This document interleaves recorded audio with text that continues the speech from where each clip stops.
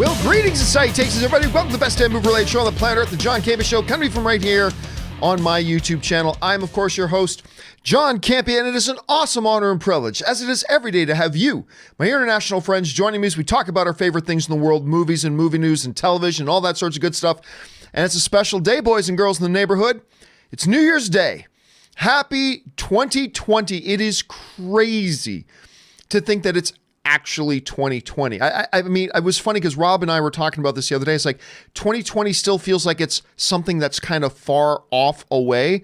And yet here we are, it's 2020, it's a new year, and I hope you guys have a glorious January 1st and a glorious year ahead of you all, and I hope the same for all of us. May it be filled with mighty and glorious victory all the way through the year, and I hope you guys had a great time last night. Hopefully everybody stayed safe. I know Ann, myself, a bunch of our friends had a really good time last night, hence why we're starting today's show afternoon, and then a little bit later. We were originally going to start the show today at 12, then I realized I'm never going to make it for 12, then we moved it to 12:30. I was like, I'm never going to make it for 12:30. Then we made it 12:45, and here we are, starting at 12:45. So thank you guys for your patience. Thank you for being here. And listen, we do got a whole lot of stuff that we're going to talk about here today. So let's not waste any time, and let's get right into it with our main topics. And how do we select our main topics here in the John Campea Show? Well, it's really rather simple. You see, you guys come up with them by simply going over anytime to www.thejohncampeashow.com/contact. Once you guys get there, you're going to see a form. Fill it out with your topic or question, hit submit, and then maybe, just maybe, you might find your topic or question featured here on the John Campea Show. With that down, let's get into main topic number one. And our first main topic today gets submitted to us by our good friend Ethan Peel, who writes, "So, I was scrolling the web and discovered this sort of Adam Driver controversy that is going on. Reportedly, he walked out of an interview after they showed a clip of him singing in his movie Marriage Story. Now, it's my understanding that he asked them not to play the clip, and being somebody who doesn't like to listening to their own voice, I get it. What are your thoughts? Also, do you think it was justified? Thanks." All right, so for those of you who've not heard about this, Adam Driver was, of course, who's had a massive year already. Of course, he's in, the upcoming $1 billion film. I mean, it's already out in theaters, but it's going to be a $1 billion film in Star Wars: The Rise of Skywalker. He's getting tons of Oscar buzz for Marriage Story. He's got a streaming movie on Amazon Prime as well. That's getting a lot of good talk. So here's the scoop. He was doing an interview with NPR, radio show on NPR. Now, during the interview, they decided to play a clip of him singing or something in the movie, at which point, while they were doing it, he decided to leave the interview. And that's kind of the headline that's been going around. Adam Driver walks out of interview. Here's my sort of feelings on that. Number one, I don't feel like any actor is ever obligated to do any interview, to be honest with you. I don't think they are. I mean, they may be contractually obligated to do some promotion for their movies, and I get that. That's fair. Promoting your movie is part of the thing you got to do, and I get that. But I've also never kind of thought that you're obligated to do one. Like whenever I've had the opportunity to do an interview with somebody, I've never considered it that I'm doing a favor for them. I've always considered that they're being gracious enough to allow me to interview them, right? That's kind of the underlying mentality. So I don't really think there's anything wrong if something happens in an interview that makes the talent feel uncomfortable or it upsets them or whatever. And if they feel some lines are being crossed, to withdraw from a conversation, I honestly don't have any problem with that. For the most part, generally speaking, there could be some extenuating circumstances.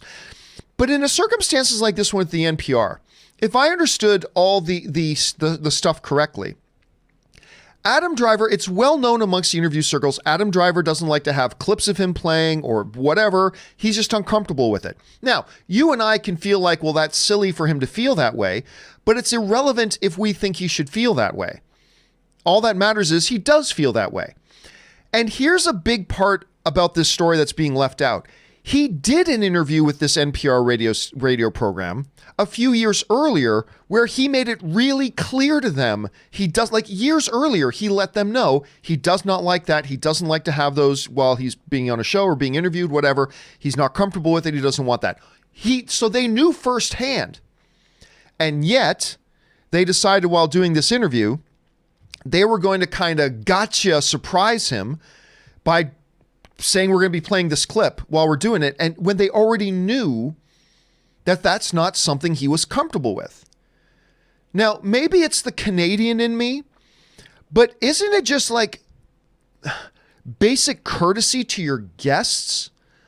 Like if you have a guest in your home and you're like, hey, listen, I'm really uncomfortable with something, then you're not going to do that something in your home while that guest is there with you, right? I mean, doesn't that just kind of make common sense? So listen, I don't think it's outrageous that the radio station did what they did. Like they wanted to play a clip. Maybe they thought they could get away with it. They probably meant no harm. But I also kind of just as a film fan, I personally have no problem with a guy like Adam Driver. So like just saying that, no, I don't feel good about this. I don't want to do this. I don't want to have this. So I don't know. I mean, maybe I'm missing something. Maybe I'm missing something from the context of what the meaning of the interview was. Maybe I'm missing something there, and that's possible.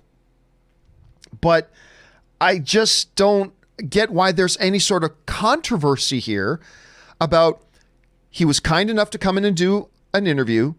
He had already told them before there's something he's uncomfortable with. They decided to do that thing he's uncomfortable with, and he decided to withdraw from the interview. I don't really see why there's controversy here. I don't really see why this is an issue at this point. So me personally, I got no problems with the fact that he decided to leave the interview.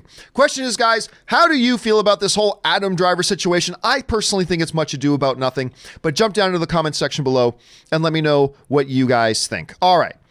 With that down out of the way, let's move on to our second main topic today. And our second main topic today gets submitted to us by Tony Texan, who writes, "Hey, John, love the show. Thank you so much, Tony. So I heard that some people are canceling their Disney Plus subscriptions after The Mandalorian has ended. Do you think that this will affect Disney Plus in any way? Thanks, and hope you answer." Well, Tony, we are answering your question here, so here we go. Yeah. I mean, first of all, look, Mandalorian was fantastic. We all know that a whole lot of people signed up for Disney Plus right off the bat because they wanted to be there for when The Mandalorian dropped on opening day of Disney Plus. When Disney Plus goes live, they wanted to be there. I wanted to be there. You wanted to be there, all that kind of stuff. Now, Disney launched with a lot of stuff in their library. And Disney Plus also launched with a lot of stuff, a lot of other original things, but no big marquee thing. Like they launched with this Kristen Bell show. They launched with the Jeff Goldblum show, which is really good. And they launched with a few other things, but their one big marquee thing that they launched with was Mandalorian. So it really shouldn't catch any of us by terrible surprise to find out that once The Mandalorian ended, a few people started canceling their Disney Plus subscription because there's nothing there right now. Like, yeah, there's the library, but there's nothing there really that they are particularly excited about, that they want to see right now, and all this kind of stuff. So this is from a website called, this is a Disney fan site called Inside the Magic. They cover a lot of stuff on Disney. And, they were kind of quoting, like just going through and pointing to a lot of tweets going out saying time to cancel Disney Plus, Mando's over, people doing polls about them being over. Okay, so now I need to subscribe to Disney Plus to binge all of Mandalorian and then cancel, asking for a very broke fan of mine, me. So yeah, we started seeing all over social media a bunch of people claiming that they're canceling their subscriptions to Disney Plus because Mandalorian is now done, and a lot of them indicating that once Falcon and Winter Soldier comes, or once a few other things like that start to hit, then they will probably once again sign up for the service. Is this a big phenomenon? Is this a big problem for Disney Plus? Is this a big issue? Are people leaving Disney Plus in waves of massive people, and tomorrow the poor mouse house is going to be broke and have no money left? Is that what's happening here? I would suggest no. Look, we all knew that there were going to be some people, once The Mandalorian was done and we got no other marquee shows, we all knew there were going to be some people that would then depart the service. We all knew that. It's not a surprise. This isn't catching us off guard. This isn't anything new. This isn't anything that was unexpected. Of course it would be. The question was, though, would it be a massive amount of people that would decide to take their business elsewhere and time to get out of Dodge, and there's nothing for us to watch Disney Plus for? And I want to suggest this.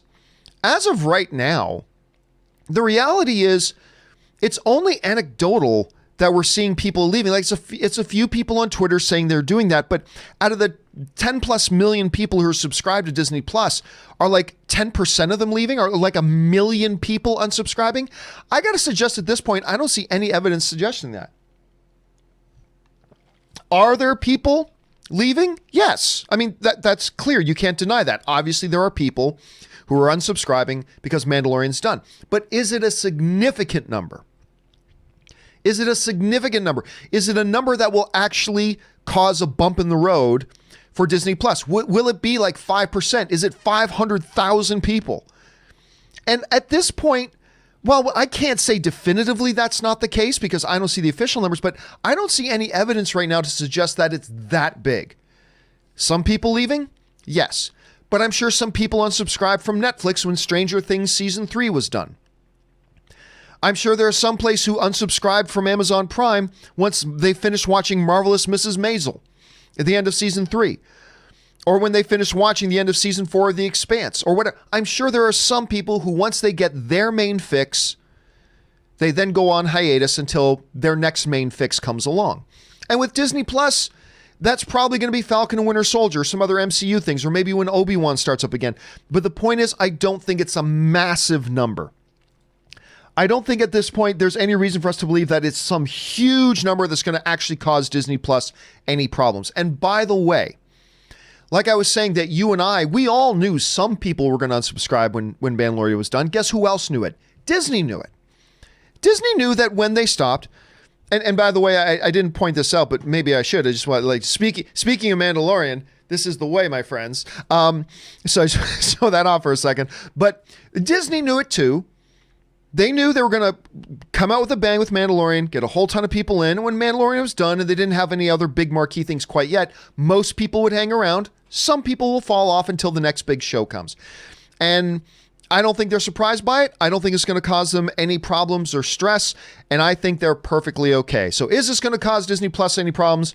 I really don't think so. Question is, guys, what do you think? Do you know somebody who unsubscribed from Disney Plus once Mandalorian was done? Are you somebody who unsubscribed when Mandalorian was done? Do you think it's going to be a big problem from Disney? I personally don't, but maybe you do. Jump down to the comments section below, guys, and let me know your thoughts. All right. With that down, let's move on to our third main topic today. And our third main topic today gets submitted to us by Kyle Berry, who writes, "Hey, John. I've noticed that this year has been a huge year for Jon Favreau. Between being a producer of Avengers Endgame, the biggest movie ever, directing The Lion King, biggest animated movie ever, co-starring in Spider-Man Far From Home, a $1 billion film, and executive producing and showrunning The Mandalorian, one of the biggest shows of the year, is it safe to say that 2019 was the year of Jon Favreau? Thanks. And bring on the filthy." All right. Thanks a lot for sending that in, man. And listen, every year for the last couple of years, usually by the end of the year, we start looking about whose year was this? You know, was it this person's year? Was it that person's year? I'll tell you what, you've got some solid ground to stand on if you want to take the position that 2019 was the year of Jon Favreau. You got some solid ground. Let's start with Avengers Endgame. The first thing you got to understand about Avengers Endgame is that Jon Favreau did nothing on it. He didn't. I mean, he admitted that himself. I remember this. You can go and find this interview where it says he had never even seen the movie. He hadn't seen a single thing of it by the time that movie came out. He really didn't do anything on it. But because of his work in previous films, he gets a credit as a producer on this one, blah, blah, blah. But by Jon Favreau's own words, he really didn't do anything on Endgame. So while his name is in the credits, he really didn't do anything for him for that movie. So he would probably tell you and I, don't credit anything for him with Endgame. So take that out of the equation. Okay. let's take Endgame out of the equation. Endgame's out of the equation. We are still left with a massively, massively impressive resume from 2019. As an actor, you're right. He was a co-star in one of the billion-dollar films of the year. Not the main star, not even the second main lead star, but he was a co-star in the film. And so that's great. That's good. But it's his work behind the camera this year. Now, love or hate Lion King. I loved Lion King. I know a lot of you guys didn't, and that's totally fair. I loved it. Clearly not as good as the 1994 original, but I thought it was great nonetheless. Biggest animated film of all time.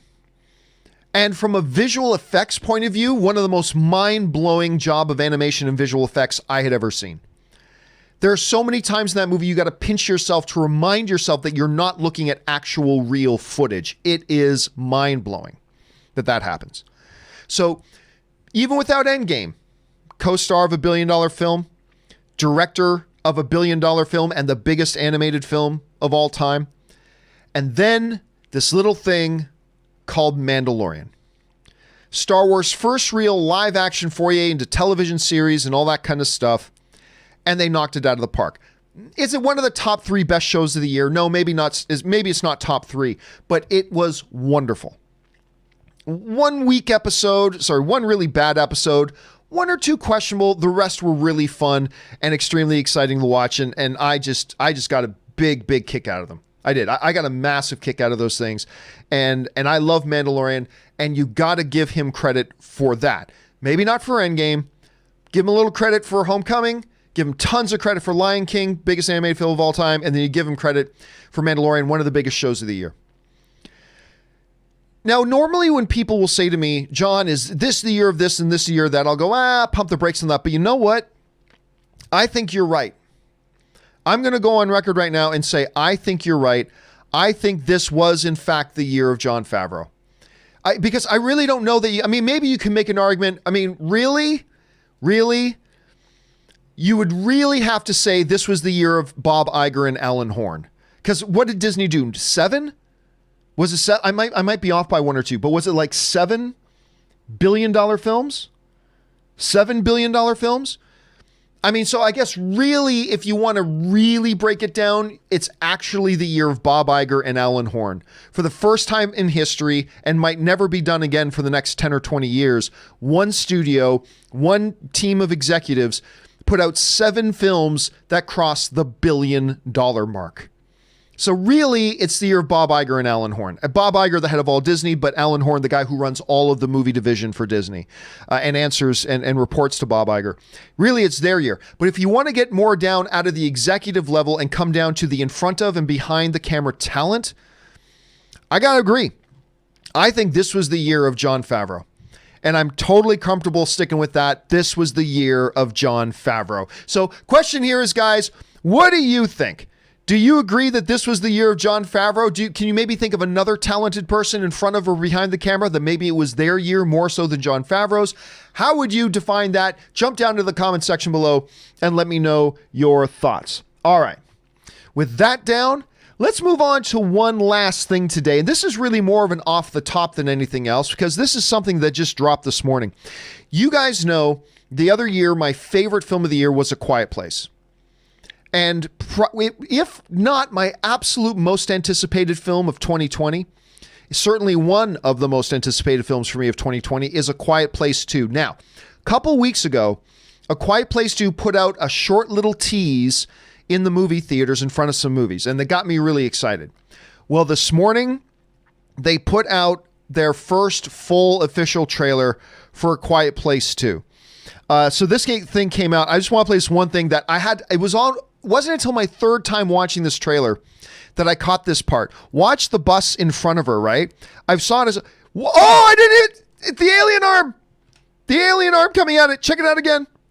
Oh my God, I love this part. Because I didn't even notice it the first time I saw it. It wasn't until my 3rd time I saw it that because I was focused on Emily Blunt's face, right?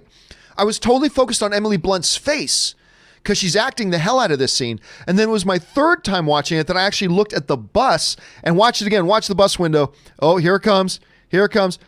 Oh my God! Oh, are you kidding me? I thought that was so good. Anyway, long story short, I'm thrilled with this trailer. I think this trailer is fan-freaking-tastic. It does a great job. Like, it starts with day one, and you see all the chaos starting to ensue, which is great. Again, that the alien's arm coming out of the bus window, I thought that was like one of the best shots in a trailer I've seen in a while. But then they get fast forward now to it's after John Krasinski's died and all that kind of stuff. And now what's the mission now? If it's not just survival, now it's about saving people. And it looks like they really ratchet up the horror. Now, I believe it's still fair to call the first Quiet Place movie a horror film. I think it's still fair to call the first Quiet Place a horror. But it was also much more than that. This trailer seems to suggest to me that they're really leaning into the horror aspect of what A Quiet Place is. Because I thought this trailer was tense. I thought it had some great shots. I love seeing the family together again. It looks like they felt the need to, either they needed to abandon the farmhouse or just they have this mission now. We know how to stop these things, so it's our responsibility to try to save other survivors who are out there in the world. So, I mean, I don't know that for sure. I'm just sort of guessing. But what I do know is that I thought this trailer was fan-frickin-tastic. Absolutely fantastic trailer. I loved it. So my question here for you guys is, have you had a chance to see this Quiet Place trailer number 2? If so, what did you think? Did you love it? Maybe you were underwhelmed by it. Maybe you didn't even like the first Quiet Place movie, which is totally fair. But let me know what you guys think. Jump down to the comments section below and let me know your thoughts. All right, guys, with that down and out of the way, we're going to now move on and take your live question. Obviously, it's January 1st. Not a lot of big movie news today. Not so far at any rate. But so we're going to go on and take your live questions. Listen, there are 2 ways to get your live questions in. The first way and the best way is to use the tip link that's in the top line of the description of this video. Just click on that, fill out the thing, hit submit, and then your question gets sent in. The other way is to you can just use the super chat feature right here on YouTube if you'd like. So in just a couple of minutes, we're going to go to your live questions. But right now, as we always do, between the main topics and the live questions, we're going to take just a quick short break here. Give me a chance to rest the vocal cords, refill my drink, all that kind of stuff.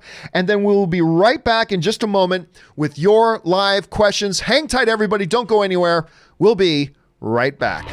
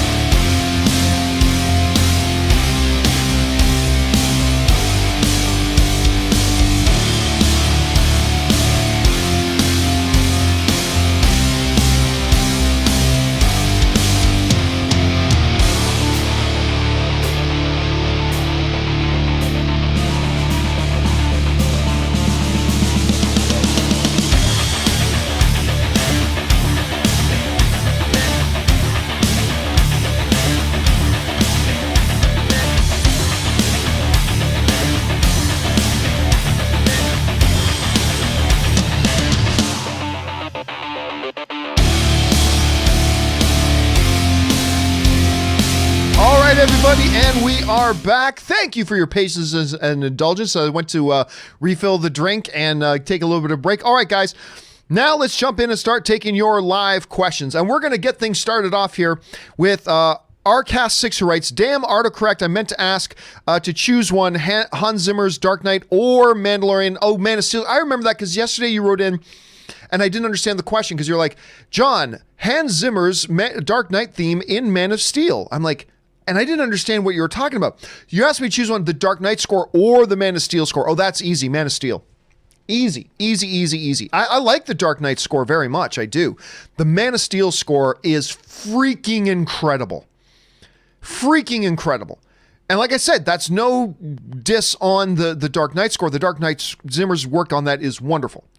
But to me, the Man of Steel score is, even though I think the Dark Knight is probably the better movie, I mean, it's the score, Zimmer's work in Man of Steel was just incredible. Darklock writes, love Lion in Winter, both versions. It is not a Christmas movie. Happy New Year. That was something that came up yesterday too about, is the Lion in Winter? Is that one? And I believe there's more than two versions, if I'm not mistaken. I believe there's more than two versions.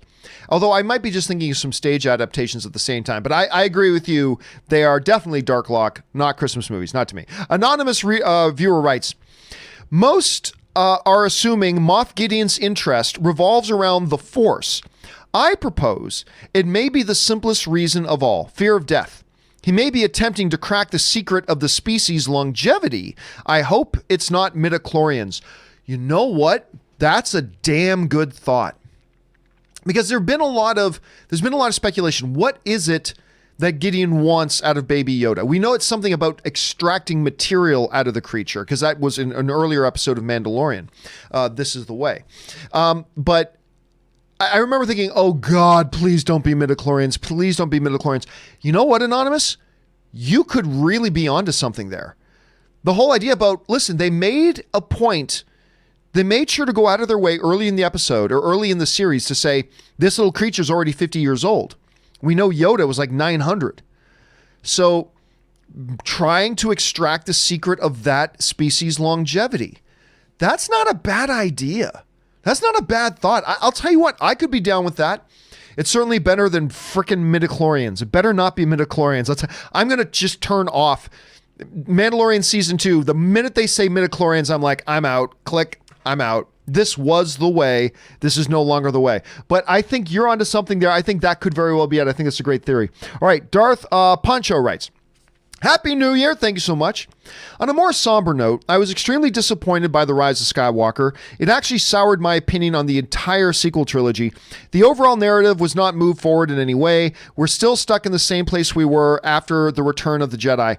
I got to disagree with you. I never have. One movie never affects how I see another movie. It just doesn't. I mean, unless you're talking about something like The Witcher, which is a TV series, but still follow me here, and I won't give any spoilers away. But as you're watching The Witcher, as you get into the later episodes, they alter your perception of the original couple of episodes just because they make you look at it in a different light. But like, if a show has a great episode and then is followed up by a bad episode, it doesn't suddenly make me feel like the episode I loved was suddenly not any good. You know what I mean? So I also didn't like The Rise of Skywalker, but it did absolutely nothing positively or negatively to affect how I currently see those movies. Because those movies are those movies. This is this movie. Yeah, they're connected, but it really doesn't have any bearing on it. So I still enjoy the other movies just as much as I did. Like, coming out of the prequels, I would often argue with people like, I hated the prequels, right? But I never understood people who also dislike the prequels going, the prequels ruined my childhood. And I'm like, how? How did the prequels ruin your childhood? The Star Wars movies, the original trilogy, the greatest films of all time that you knew and loved, they're still there. And they're still exactly the same. These prequels did nothing to affect one line in those original movies. They're perfectly fine. So get over this, they ruined my childhood nonsense. I've never understood that mentality. I've just never got it. Those movies are still there. They're still perfectly fine. And even as somebody who was disappointed in The Rise of Skywalker, I still enjoyed the other ones. Hasn't changed. And I'll tell you what, even if I thought The Rise of Skywalker was the greatest Star Wars movie of all time, it wouldn't have made me like The Force Awakens or The Last Jedi any more than I did. But that's just me. Other people, their art, the way they consume art, it may affect them in different ways, like you, Darth. But for me, doesn't change a thing. But yeah, I was disappointed with The Rise of Skywalker. I mean, a lot of people liked it, and I'm super thrilled that they did. And I cheer for when the next Star Wars thing comes, and I can't wait for the next Star Wars thing. But yeah, Rise of Skywalker didn't do it for me either. That's okay. Darth Poncho also writes, would have been nice if this new trilogy involved Luke's second attempt at restarting the Jedi Order after Kylo's betrayal. Meh. Listen, the concept of a movie really doesn't mean anything. You can have a great concept for a movie. It's all about whether it's executed. You could have one of the dumbest concepts of a movie ever in history, like the Lego movie. But if you execute it great like they did, it turns out to be a joyous, wonderful movie. So just because you made it about Luke doing this wouldn't have necessarily made it any better. Wouldn't have necessarily made it any better. Listen, I was super stoked that this movie was going to be about the return of Palpatine. But concept didn't make it a good movie. If concepts can make a movie a good movie, then Star Wars The Rise of Skywalker would have been a great movie. And for some people it was. Fair enough. But it's all about execution. But so if you think just the same people approached it with the same mentality, but they took this concept instead of that concept, that magically would have made the movie much better, I honestly don't think it would have. But anyway, that's just kind of my thought on that. Thanks for writing that in, Darth Poncho. I love that name, by the way. All right, Murray Reich writes, one of two. So I've taken upon your offer of seeing Star Wars The Rise of Skywalker a second time, this time with a friend. It didn't move my needle of liking or disliking it even more, but boy, my friend of mine hated this movie so much. We shared our issues, plot holes together, but one thing I loved is every other line of the movie he commented on, I just kept laughing. Room was half empty on a weekday night, so he took advantage of this. The one thing we can't stop talking about is Babu Freak. I had a good time for the wrong reason. Hashtag hello, Babu Freak. Listen, there are a number of things I liked about The Rise of Skywalker. Even though I don't like the movie, there were still a couple of things I thought were actually quite good about it. Babu Freak was definitely one of them. I loved the Babu Freak character. At first, when he first came on screen, I'm like, what is this? But then I became so charmed by him. Hey! I became so charmed by Babu Freak. A couple other things I thought the action was good. And honestly, I've said this before, you guys have heard me say this, I thought the use of humor was probably the best use of humor out of any Star Wars movie. I include the original trilogy in that. I thought the humor was really quite good in this one. There was a lot that wasn't, but I actually thought the humor was quite good. So I've got a couple of pros for The Rise of Skywalker. Not nearly as many as my negatives, but I got a couple of pros. But Babu Freak, Murray. Babu Freak is I like the Babu Freak character. I can't help it. All right, Murray Reich also writes, so John, Buffalo, Houston, Tennessee, Pats, Seattle, Philadelphia, Minnesota, New Orleans. Who you got? Okay, so I got Buffalo, everybody, but JJ's back. I know JJ's back, but everybody's been coming up short. Everybody's been underestimating Buffalo this year. Buffalo's really good. Houston, I think it's shaky. So I'm going to go, that's going to be the closest one, I think. But I'm still going to go with Buffalo. Titans beat the Patriots. I told you guys from the beginning of the year, this is not the Patriots' year. They have no offensive weapons left. I mean, you got Julian Edelman, but that's it. All they got to do is double Julian Edelman, and Brady's got nowhere else to go. So I've said that from the beginning of the year. I'm stunned they finished at 12-4, which is way better than I thought they would. But Tennessee's got their number. They beat them last year. I think Tennessee beats the Patriots. Seattle beats Philadelphia. It's been a really nice run for Philadelphia the second half of the season. But Seattle just looks like monsters. What a great game they had against the 49ers the other night. So I got the Seahawks there. And Minnesota, listen, I believe in the Minnesota Vikings more than most people do. But right now, Drew Brees is a man on a mission. Yeah, I can't not take New Orleans. And by the way, New Orleans isn't necessarily my pick to go to the Super Bowl, but I wouldn't bet one single dollar on New Orleans not getting to the Super Bowl. I wouldn't bet a single dollar. I still think the runaway favorites, I mean, Green Bay is looking good, yes, but I think the main favorites are the 49ers and the Seahawks, but I would not put one penny against the New Orleans Saints at this point. I just wouldn't do it. All right, that's just me. All right, Superman Steve writes, John, in Avengers Endgame,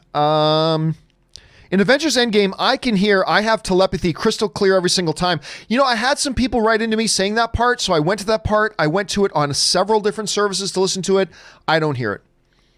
I hear a couple of random syllables. I hear some random syllables, but I don't hear I have telepathy. I hear I have the. It ends kind of in a pthy, but I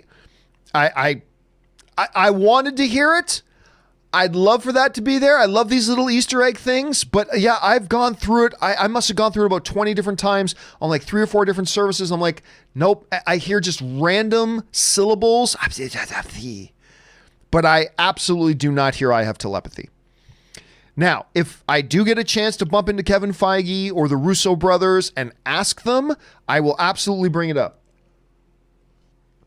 But I heard nothing that remotely sounded like I have telepathy. Didn't hear it at all. So, yeah. But I mean, there are some people who saying they do hear it. Totally fair. I just got to say that I wanted to hear it. I love these little Easter eggs, but I didn't. It wasn't there for me. It just wasn't there for me. All right. Anonymous writes, Ray, hello, I am Ray. Poe, hello, I am Poe. Babu Freak, hello, I am Babu Freak. I love that line. I am Steve Rogers. Can somebody cut that together and put it up on YouTube? You know, I am Groot. I am Steve Rogers. I am Babu Freak. Somebody please put that together for me. I would eat that damn thing up. All right, Anonymous also writes, boy, I'm so jealous of Emperor Palpatine because even with my terrible looks, I can't even get ladies. I wonder what his secret is. Somebody was asking in the last show, so at what point did Palpatine hook up with somebody? When did that happen? I mean, that's going to become a big thing. Reggie L. writes, I wanted to say thanks for a great community. Well, thanks for being a part of the community, Reggie. Sorry you missed your holiday family get-together. Me too, man. May the next time be even more joyous. What films reminds you the most about home or brings you comfort during an upsetting time? I'm one of these guys. Thanks for the question, Reggie. I'm one of these guys, when I'm feeling down, there are people, and I get it. I totally get it, because you feel like art can sometimes commiserate with you. So I know a lot of people, when they feel down, they like to watch more somber movies. And that helps them, because it makes them feel like they're being commiserated with, right? So I get that. I'm more simple. I'm totally opposite of that. I'm like, when I'm feeling down, I like a good comedy. I just like a good comedy. That'll make me laugh. You know what I mean? So, and some of my go-tos, well, there's obviously my favorite comedy of all time, which is 40-Year-Old Virgin. But some of my go-tos, which aren't the best movies, but they do make me laugh a lot. Like, they make me laugh almost constantly. Step Brothers, Anchorman, and The Legend of Ron Burgundy. And I also, Zoolander is the original Zoolander, not the sequel. I go to that one a lot. These are the movies that I'll usually go to when I'm really down in the dumps, and I just need to, because sometimes for me, when I'm feeling really down, for whatever reason that can get me, anything that can get me laughing, it just kind of resets my brain a little bit, you know? I find when I'm feeling down, because I don't know if this is true for you guys, but this happens to me. This honestly happens to me. So when I'm feeling down, this overall whole body thing starts to happen where your mood gets down, you're not feeling great about things, so now all of a sudden your perspective changes and you're feeling more negative, which makes you feel even worse. And then feeling even worse, your perspective gets even darker, and it becomes this, this terrible cycle, right? And you can really, I find that maybe this is true for you, maybe it isn't, but I find for me, it can really take me down this vortex, this black hole, when I'm in the dumps, when I'm not feeling great. So for me, I've just always found it, and this doesn't fix things, but when I can stop the cycle, when I can stop that downward spiral by having a good laugh, when I can have a good laugh, that then resets my perspective a little bit. Suddenly I'm not thinking so darkly. And then I look at the problems that I'm having and they don't seem quite as overwhelming. And then I laugh again because of what I'm watching. And again, laughing doesn't fix the problems, but I find that being able to laugh kind of helps redirect my energy. And it just kind of makes me more enabled to deal with the things. You know what I mean? So that's what it is for me, Reggie. But again, it's different for everybody.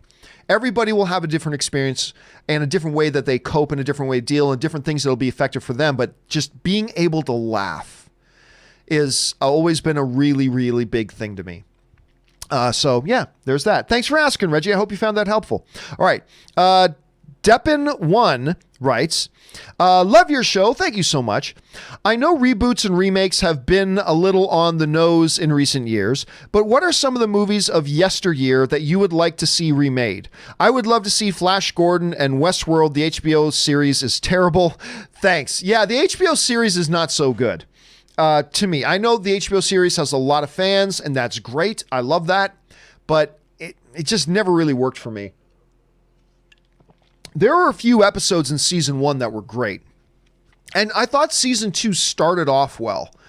But yeah, overall, I'm not a big fan of it either.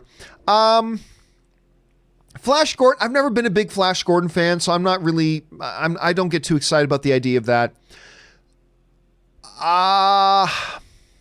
One that's would really be, this is the one I always go to. Although this isn't from yesteryear. This is a while ago, but it's not like from the 50s or 60s.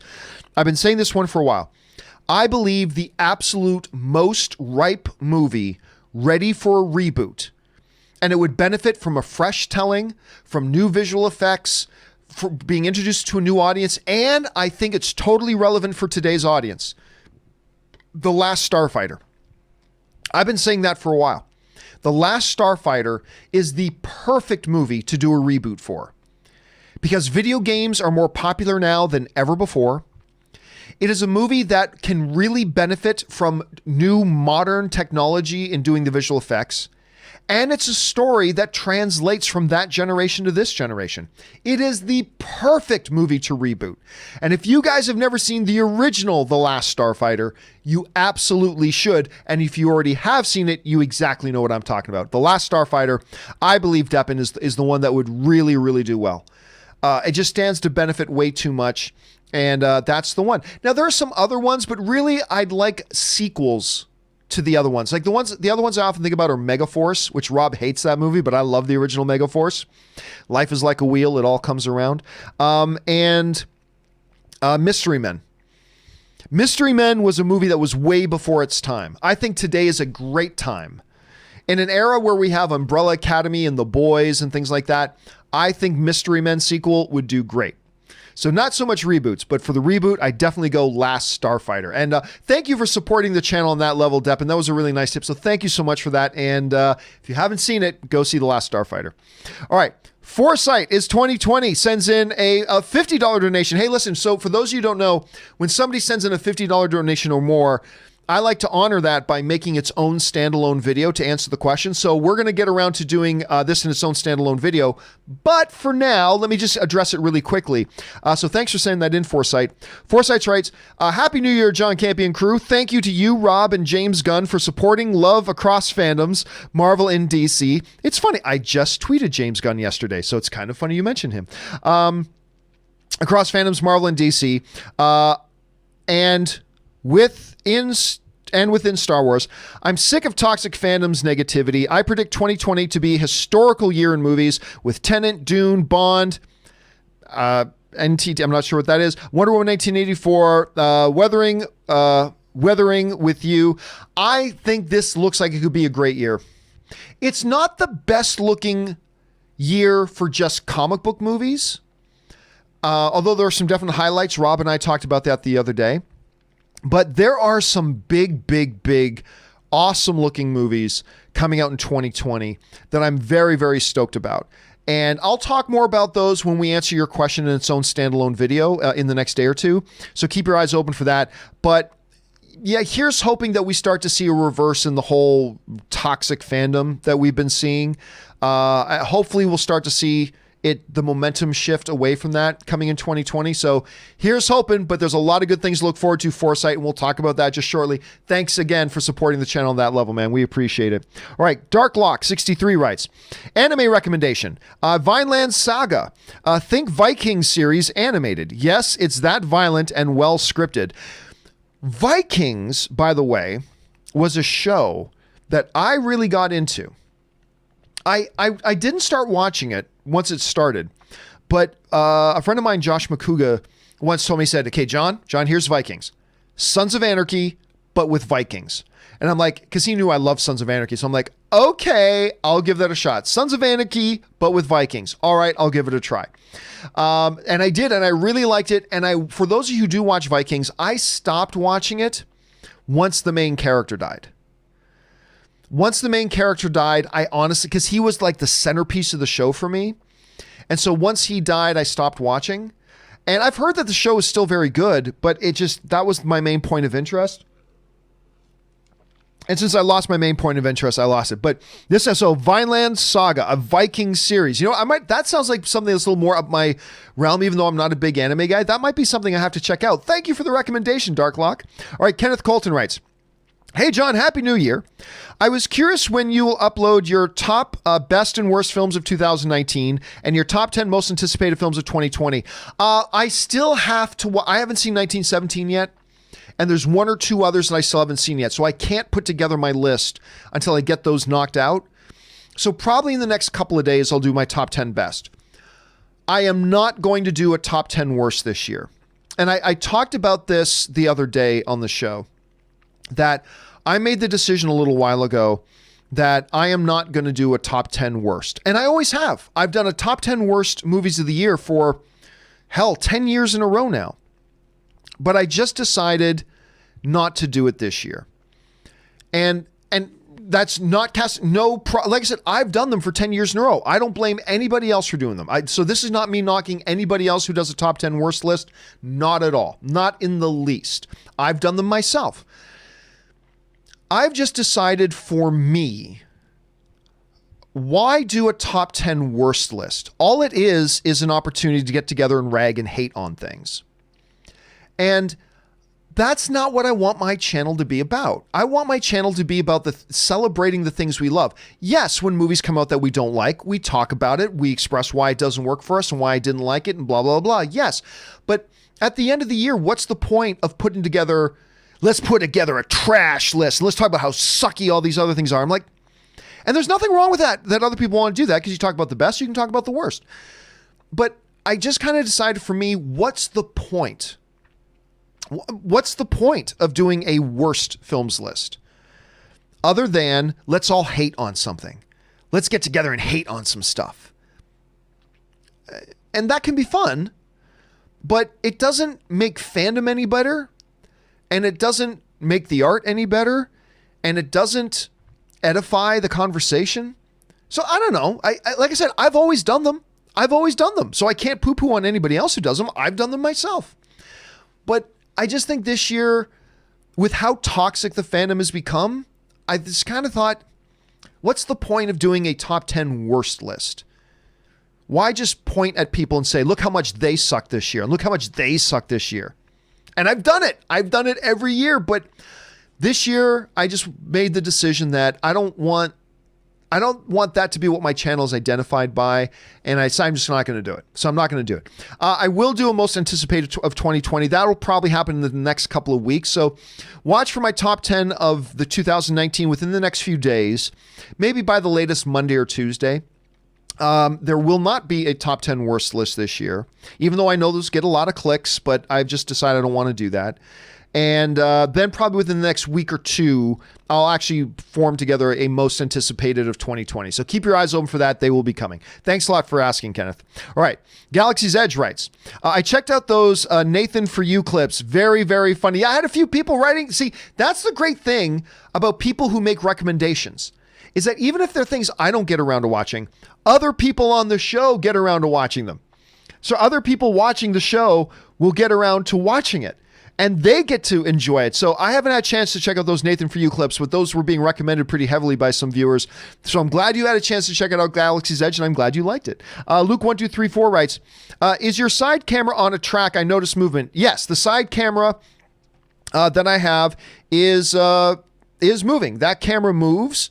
And as you can see right now, it is on a track. These things can be expensive, but you know, when we get money into the show, and after I pay everybody what they need to be paid, and we buy all the things we need to buy, if there's still money, I like to put the money back into the show to make the show as good for you guys as possible.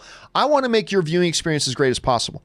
And I've always loved these ESPN style moving shots. I just love shots that have a little bit of movement. I love shots that have a little bit of movement. And so when we were able to get some money together, I've thought for a long time, I want to get some moving shots in the home studio. And I was able to invest in that and make it. And I visually really like it. I really, really like it. So, you know, to me, I'm always trying, often failing, but I'm always trying to make the viewing experience of the John Campea Show as good as possible for our viewers, because you guys support us. I want to give you guys back as much as I possibly can. So we took the money and we invested in that. And I'm always looking for ways to invest money and things like that into things that will make the show a better viewing experience. So yes, it is a moving shot. It is I can't remember the name of the brand. They're not cheap. They're not cheap, but I did get that, so I did. So thank you for noticing, Luke1234. Okay, Superman Steve writes, John, here in Australia, it's way cheaper to purchase Disney Plus for a whole year than it is to purchase it for month to month. Plus, there's just so much content, it's a no-brainer to keep, in my opinion. Yeah, listen, I'm like you, Superman Steve. I don't like paying monthly bills. I'm a guy, I do not do layaway plans. I don't do financing. My preferred way of handling my money is, if I can't afford to buy something, then don't buy it. Don't buy it and I can pay it off over 3 years. I've just seen too many of my friends get into debt and get into trouble that way. And I'm just like, nope, if I can't afford it, I don't buy it. And if I really need it, then I save up for it. And when I'm ready, then I buy it. And you know, there's a reason why. I just got a new car. All right. You know what I've been driving? Right up until 2 weeks ago? A 20-year-old car. I've been driving a 20-year-old Acura Integra that creaks, and I have to put air in the tires every 4 or 5 days, and I can't roll down the driver's side window because one time out of every 3, it won't roll back up. That the key jams in the thing that like every other time, about 50% of the time when I get into the car, I can't turn the key. I got to sit there and move the wheel and pump the brakes a bit because there's something wrong with this.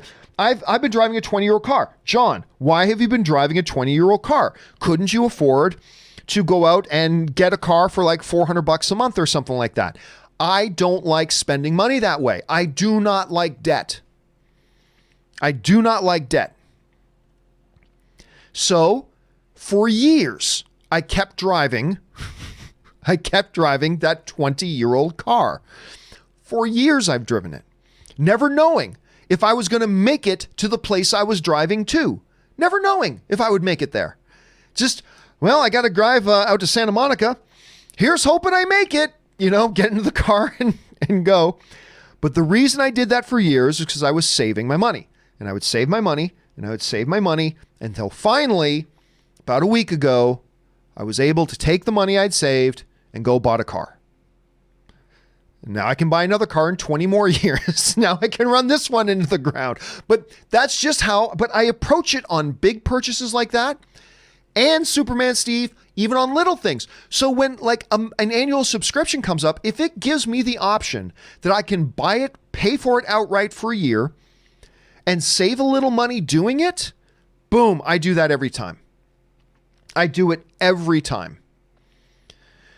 So yeah, I'm totally with you, Steve. Like, hey, if I can save $25 this year and I can just spend the money on the year right now and not have to worry about $12 coming out of my account every month or having to figure that in just so I don't have a monthly expense going on, I do that every time. That's just how I like to manage my money.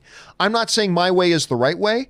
I'm just saying my way is the right way for me. So I totally relate with you on that, Superman Steve. If you can get Disney Plus for a year and save a little bit of money and then it's done, you've paid for it for the year, you don't have to worry about monthly expenses, boom, do it. Get it for the year. I think that's the right way to go, Superman Steve. All right.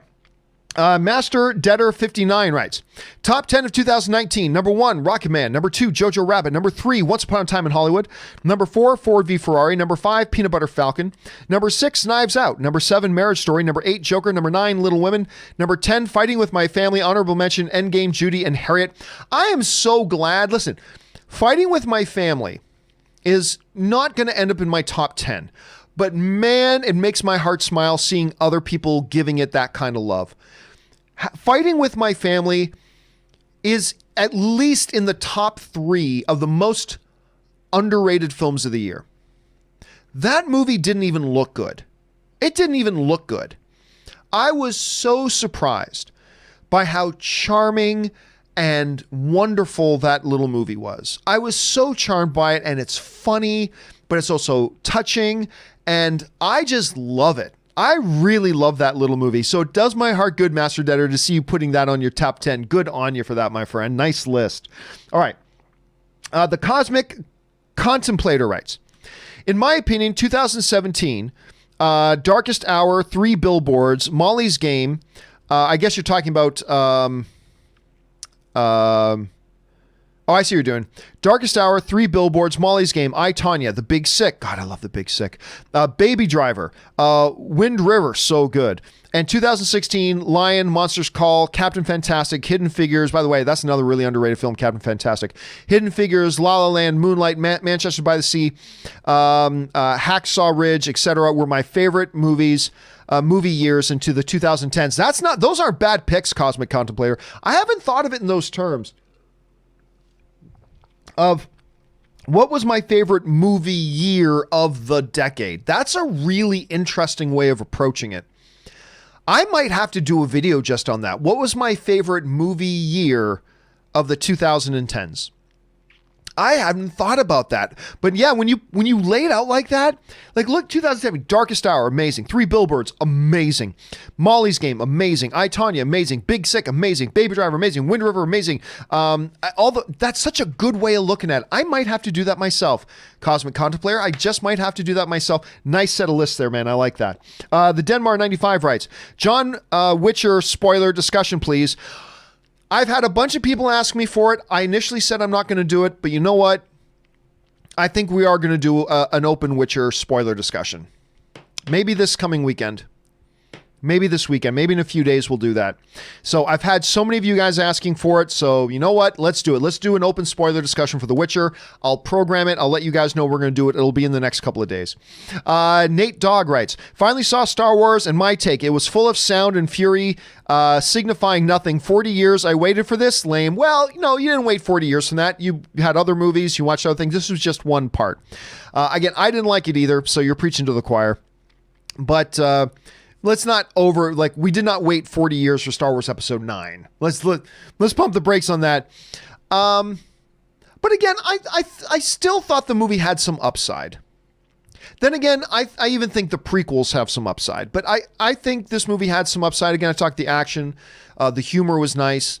I love Babu Freak. I thought the use of Finn was much better in this movie than it was in the previous one, but an awful lot of downside too, including just bad execution. So there we are. Jonathan Hernandez writes, Happy New Year's, guys. After watching the first 5 episodes of The Witcher, all I have to say is Yennefer is bae. Have a good one, good day, guys. I'm telling you, I can't remember the actress's name. I looked her up after. I say, what else has this girl been in? Not just because she's completely beautiful. I mean, she's completely beautiful. But man, she was so good in that show. Like, both as the deformed and as the beauty, and the way she carried herself. Like there's an episode in The Witcher, and I'm not going to give away any spoilers because you're not going to know the context of this, so this won't mean anything to you if you haven't seen it. When somebody says to Henry Cavill, "Oh, are you her shining knight?" And he says, "Yennefer is more than capable of taking your head on her own." I'm like, you just described this character perfectly, because yeah, she's gorgeous, but this is how good she is. When I saw her, when she would come on screen, when Yennefer comes on screen, I'm intimidated. She exudes strength. There's something right from the first time when Henry Cavill and her characters meet. There's something in her that just exudes power and strength. And do not F with this woman sort of feel. But there's also this inner frailty and that the dichotomy of that character is so tangible and is always on display. She did such a great job. Honestly, I found the Yennefer character as satisfying in the show as I did Geralt of Rivia. I really did. And a lot of that was because of this girl. And I can't remember her name, but wow, she was good in this show. Can't wait to, and yes, absolutely, she is beautiful too. Magic K writes, your opinion on Knives Out in theater commentary. I don't know anything about it. I don't know anything about an in-theater commentary for Knives Out, so I can't comment on that, unfortunately. I can tell you I love Knives Out, though. Amir writes, good evening from Qatar. Just FYI, if you're ever in the Middle East or transiting through, you should try the cinemas out here. Good service, fantastic seating, amazing sound and lighting, great for cinema lovers, and we get new releases on Wednesdays. Listen, I kid you not, Amir. I remember it was about sometime within the last few months, I was reading this article on major movie theater chains looking at expanding to different territories and countries around the world that maybe they don't traditionally have their own chains in. And I remember some of them they were talking about, it was in the Middle East, and then they did a profile on some of the theaters in the Middle East. Oh my God, you guys got some killer theaters out there. Absolutely insane theaters out there. So I've never been anywhere in the Middle East. Hell, I'm Italian. I've never even been to Italy. I don't travel a lot outside of Canada and the U.S. I travel within Canada and the U.S. quite a bit, but I never really travel outside of Canada and the U.S. I've been to like Mexico once. That's as far as I've ever traveled. Canada, U.S., and Mexico. I've never been outside of that. Partially it's because I don't like flying. But anyway, but if I ever get out there, dude, that is one of the very first things I'm going to do is check out those movie theaters because some of them looked prime. All right. Amir also writes, pipe dream for 2020. They announced they're making another Highlander, a great concept and a really enjoyable film. I don't think it gets enough love. Favorite line from the Kurgan, I have something to say. It's better to burn out than to fade away. It does the thing. I can't do the thing with the tongue like he does, but it was totally good. As he was flashing his tongue to the nun. Highlander... I choked on some of my saliva doing that.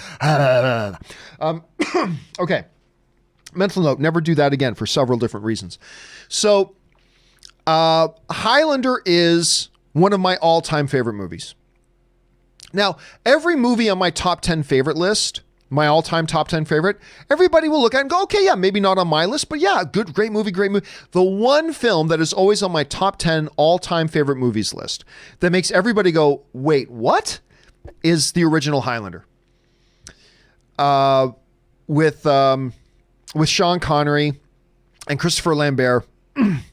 That movie, that's the one that always gets people looking at me a little strange, but it is, to this day, in my top 10 all-time favorite movies ever in history. There's just something about it that has always resonated with me as just epic, great fantasy storytelling. That I absolutely love. So I'm with you, Amir. I completely love that one. All right. Saskboy writes, my top 5 of 2019, Marriage Story, Jojo Rabbit, Toy Story 4, Booksmart, The Farewell. What do you think was the most underrated movie of the year? Love you from Saskatchewan. And I used to live in Saskatchewan. I lived in Saskatoon, Saskatchewan for a number of years. Most underrated of the year, I might have to go with Booksmart. Because just nobody's seen it. Like, so few people have actually seen Booksmart. And you know, it was one of those movies that kind of like Fighting with My Family, which was a movie that it didn't even look all that good. Booksmart to me didn't look all that good. And then I saw it, and for a long time, for a number of months, Booksmart was my number 1 film of the year. Right now, it sits at the number 6 spot on my list. But for a while, it was my number 1 favorite movie of the year. It's marvelous and fantastic. And then, of course, you got to talk a little bit, because it was this year, right? Fighting with My Family was this year, was it not? Yes, it was. You got to talk about Fighting with My Family as well. I love that. So those are two really big underrated films to me. So thanks for writing from Saskatchewan, man. I appreciate that. All right. Faye Haberfeld writes, "Hey, John, hope you had a great New Year's celebration." I did. Thank you very much. Have you gotten a chance to see Bombshell yet? I have not. If so, what are your thoughts? I've heard mixed things about it. Watching it later this week. This is one of those movies that I was totally insanely excited to see. And then I heard a number of mixed things about it. I did hear a number of mixed things about it. So yeah, you're not wrong about that. There were mixed things being said about it, and it kind of sapped my enthusiasm. On top of that, there were a number of films I still need to catch up on. Like, I had screeners here for like Peanut Butter Falcon, and I had to watch Honey Boy, and I had to watch Won't You Be My Neighbor. And so I thought, well, do I use my time right now to go out and see Bombshell, which there are people I know and trust who are saying mixed things about it? Or do I spend my time getting caught up on some of these other films that I'm hearing from everybody are fantastic? And I had to make the choice for my time to watch those other films. Now, I will get around to watching Bombshell at some point, but I haven't yet. I just know that the trailer looked insane. I'm just, like, again, I'm not hearing it's terrible. I'm just hearing maybe not as great as I was hoping it would be. So I'll get caught up with that at some point here. Christopher Chow writes, "Happy New Year, John. Any chance we're going to get the 100 million live stream video posted online soon? Thanks." Nope. I decided not to post it up. You know, here's the thing. We did the 100 million view celebration, and we did record it. Not well, but we recorded it. It's hard to explain if you weren't there. It was such an intimate, I don't know how to describe it. It was just a special night. It was really special. I mean, the place was packed out. But it was just such an intimate and like special night of what everybody was sharing, including me and including everybody in the audience. The stuff that we were sharing was so personal and intimate. I sat down and looked at some of the video of it, and I thought, if you weren't there, this video is not going to communicate what this evening was about at all. You're just not going to get it. And so I decided not to do it. Actually, I still have the folder right here on my desktop. I got the folder on my desktop right here of the evening. I'm going to see if I can bring this in here quick. Like, here's... Oh, I think it's going to play upside down. Kind of laser focusing on I don't know why, but it's playing upside down. So there's a little bit of the evening. Why did that suddenly play upside down? I have no idea why. Anyway... so we do have the video, but you know what? I think at the end of the day, no, we are not going to put it up online, because I just felt like the video doesn't do the evening justice. And so I thought, you know what? We're just not going to put up online. Maybe in a year or two, I'll put up some highlight clips, but I think I'm not going to put up online because it's just too special of an evening being there personally. But anyway, thanks for asking about that, Christopher. I appreciate it. All right. Next up. Where are we at? We're at Nosferatu writes, never trust Adams. Oh, never trust Adams. They make up everything. Ha ha. There you go, Nosferatu. Mr. 47 writes, it turns out I've had access to the theatrical theatrical cuts of the original Star Wars trilogy this whole time via an old box DVD set. I couldn't be more happy to find it. Dude, that is always awesome when you stumble across something you forgot you had. As a matter of fact, yesterday, Robert Meyer Burnett and I were talking, and he stumbled across a box that he had packed away a while ago. It was an unopened box from Sideshow. It was a hot toy that he had totally forgotten that he had. And he opened up the box, and it was like original Star Wars trilogy Stormtroopers. And it's like, I totally forgot I had these. And he's had them for like over a year, and he totally forgot about them. They were tucked in a box somewhere in a corner. And he totally forgot about it. And then you discover, it's like, yay! It's like my friend Shannon Wagner, she always used to say when like winter would come and you put on your coat that you haven't worn in a while, then you put your hands in your pockets and you find like a $20 bill. She used to call that secret money. It's like secret money, man. And you come across that set. That is awesome, mister. I'm a little bit jealous. All right. Corey O writes, Hey, John, I just finished The Witcher and I absolutely loved it. However, I find it rather annoying that we have to wait now until 2021 for a second season. Wouldn't Netflix want to release the second season sooner to capitalize on the popularity? Thanks. Well, I mean, here's the problem, Corey. It takes a while to make. You can't just run off on a weekend and make these things. I mean, this was 8 hours of content. Like, you're talking about 2 years to make one 2-hour movie. This is not on the same level of a movie, but it's still 8 hours of content. It takes a little while for them to make these things. So they've greenlit it, but now they got to get everybody together and start shooting it. And then even once you start shooting, it's going to take a while to shoot it. And then you got to do all the post-production and all that kind of stuff. So it's not a thing that you can just rush into theaters tomorrow. You know, they didn't even know until recently that they were getting greenlit for a second season. So I'm sure if Netflix could snap their fingers and have season 2 of The Witcher tomorrow, I'm sure they would do it. But yeah, you got to give them about a year. You got to give them a year to get this all put together. You don't want them to rush it too much. So it's going to take them a little bit, but you got to keep that in mind, Corey, because I can't wait too. I'm totally excited for it as well, but it's going to take them a little while to get this thing put together. All right. And not to mention, you got to get Henry Cavill's availability.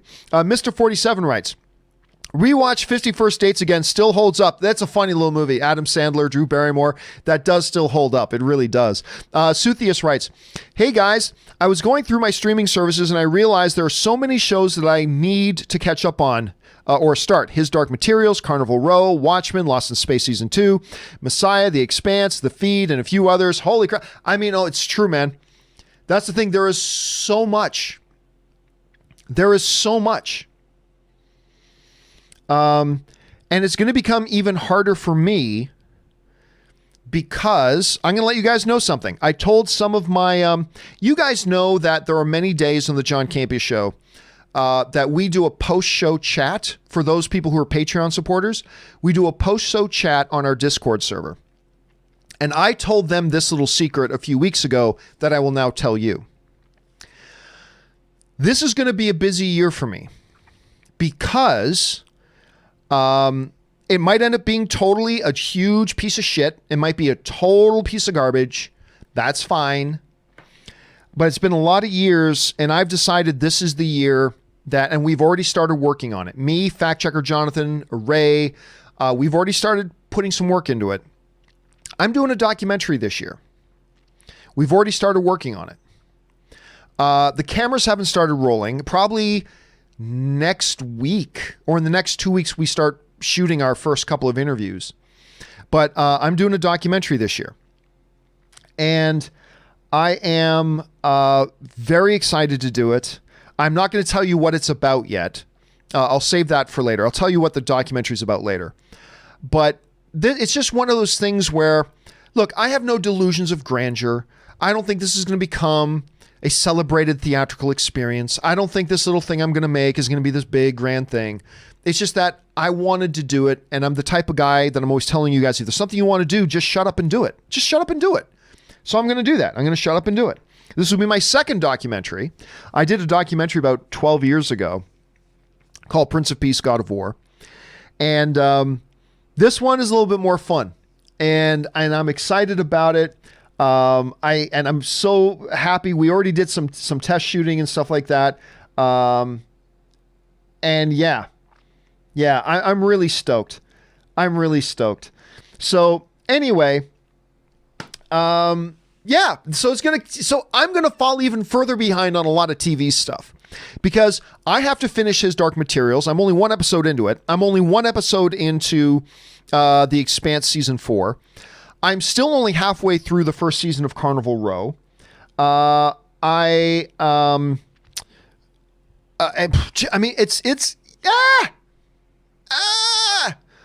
there's so much stuff, Suthius. There's so much stuff. And I'm going to fall behind even more this year. So, and just so you know, I'm hoping, fingers crossed, I'll never make it. I'll never make it, but I'm going to try. I'm going to try to have my little documentary done in time that we can do a screening of it at Comic-Con in San Diego this year. Again, I probably won't have it done by then. But, you know, I sat down and looked at the schedule, and I think we can. So we're going to try to have the documentary done in time for San Diego Comic-Con, and then maybe do a little screening of it with, maybe a dozen of us who watch the John Campea Show. We can get together and watch it or something. I don't know. We'll have to wait and see. Okay. Suthius writes, 10 months before Mandalorian season 2, going to be a painful wait. No kidding, man. I put up on Twitter the other day, I'm already going through Mandalorian withdrawals. I need that show back so bad. Tristan Riera writes, 1 of 2. Hey, John, and Happy New Year. One of my biggest disappointments in 2019 was the cancellations of Krypton and Into the Badlands that ended on big cliffhangers. I'll tell you what. With Krypton, I really did quite enjoy the first season. I was very pleasantly surprised by the first season.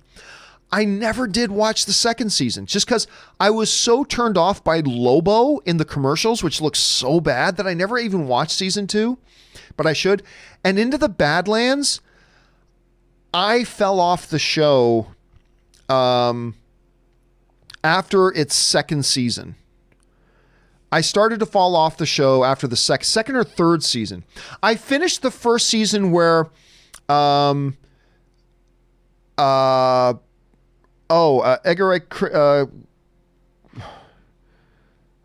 Nick Frost, on the season that Nick Frost appeared. So I watched that season.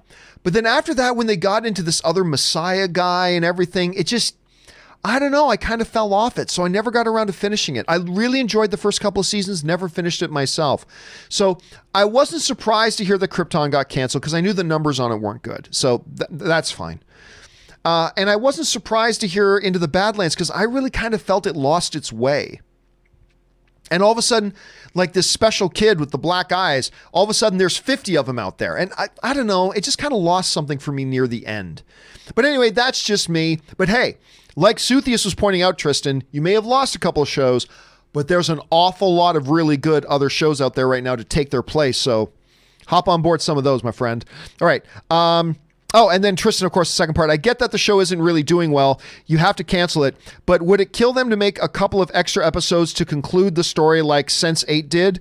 It felt like both my Sci-Fi and AMC gave me the finger. Actually, here's the problem, Tristan.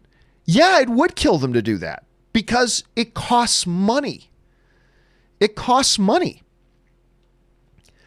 And if you're losing money, you don't just throw more. Like if you're a business, you don't just drive down the street, roll down your window and start throwing money out the window.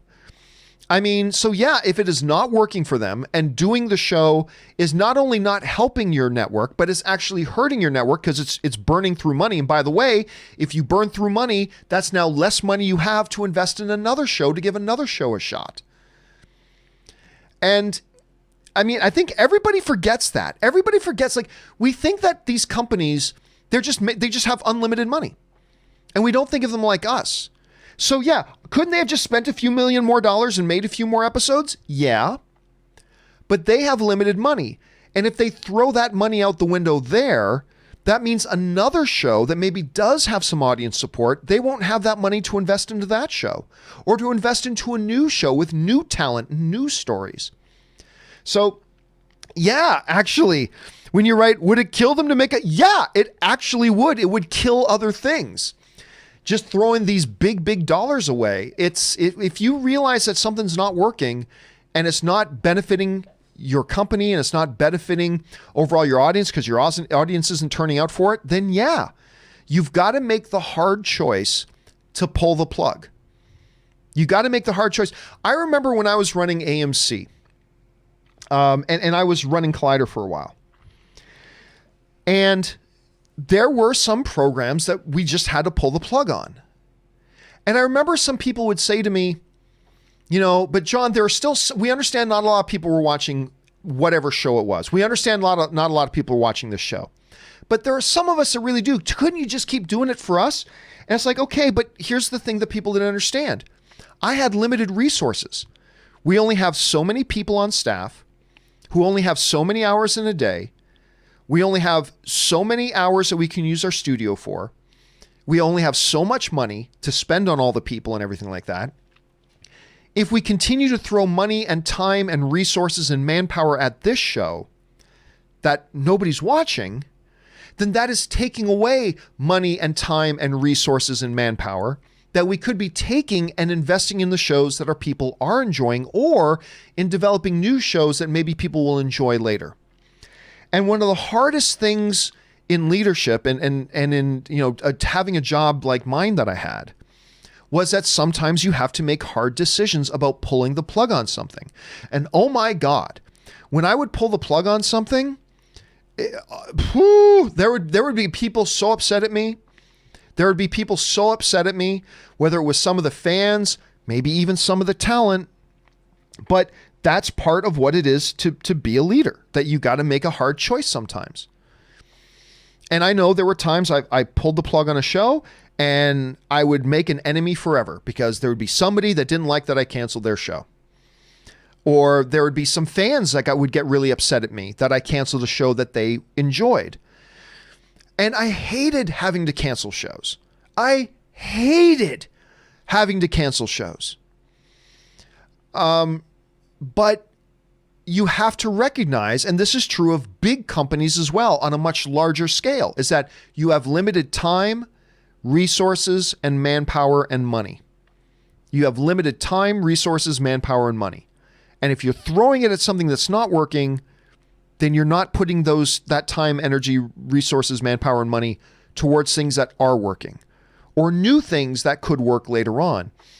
It's a hard choice. It's a difficult choice. And believe me, the people who made Krypton and the network executives who greenlit the show and put it on their air, do you think they wanted to cancel that show?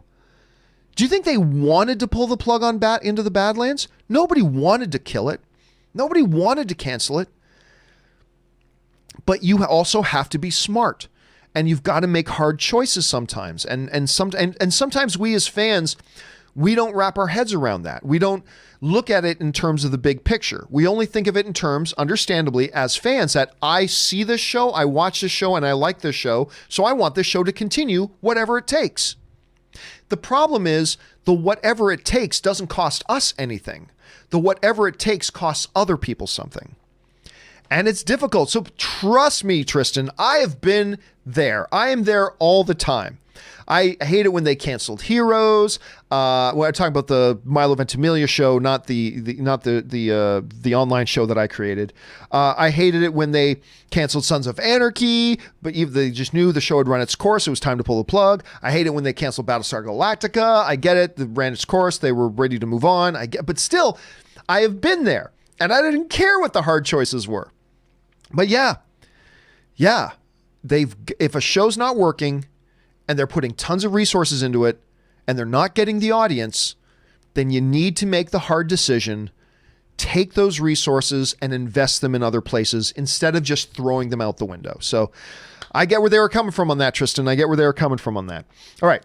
Anonymous sends in a $50 donation. Thank you so much, Anonymous. And we will answer, if this is a question, we will answer this question in its own standalone video. Hey, John, I just want to thank you for your show. You completely changed my way of thinking about how movies affect everyone. And now I understand why some people love bad movies or good movies. I love hearing your opinions and wisdom. I have spoken. Oh, man, thanks so much for that. I appreciate that. And it's always nice, too, when people just want to support the channel and just write in and say something nice. So thank you. And listen, it's my hope that what I learn and what all of us learn in talking about movies and television together is that main rule: all film is subjective. And because here's the big problem with fandom today, and this is the core of where toxic fandom comes from. If you like or dislike something, sometimes fans draw lines in the sand. Oh, if you like this thing I don't like, then you're my enemy. We're on different sides. There are no sides. We're all film fans.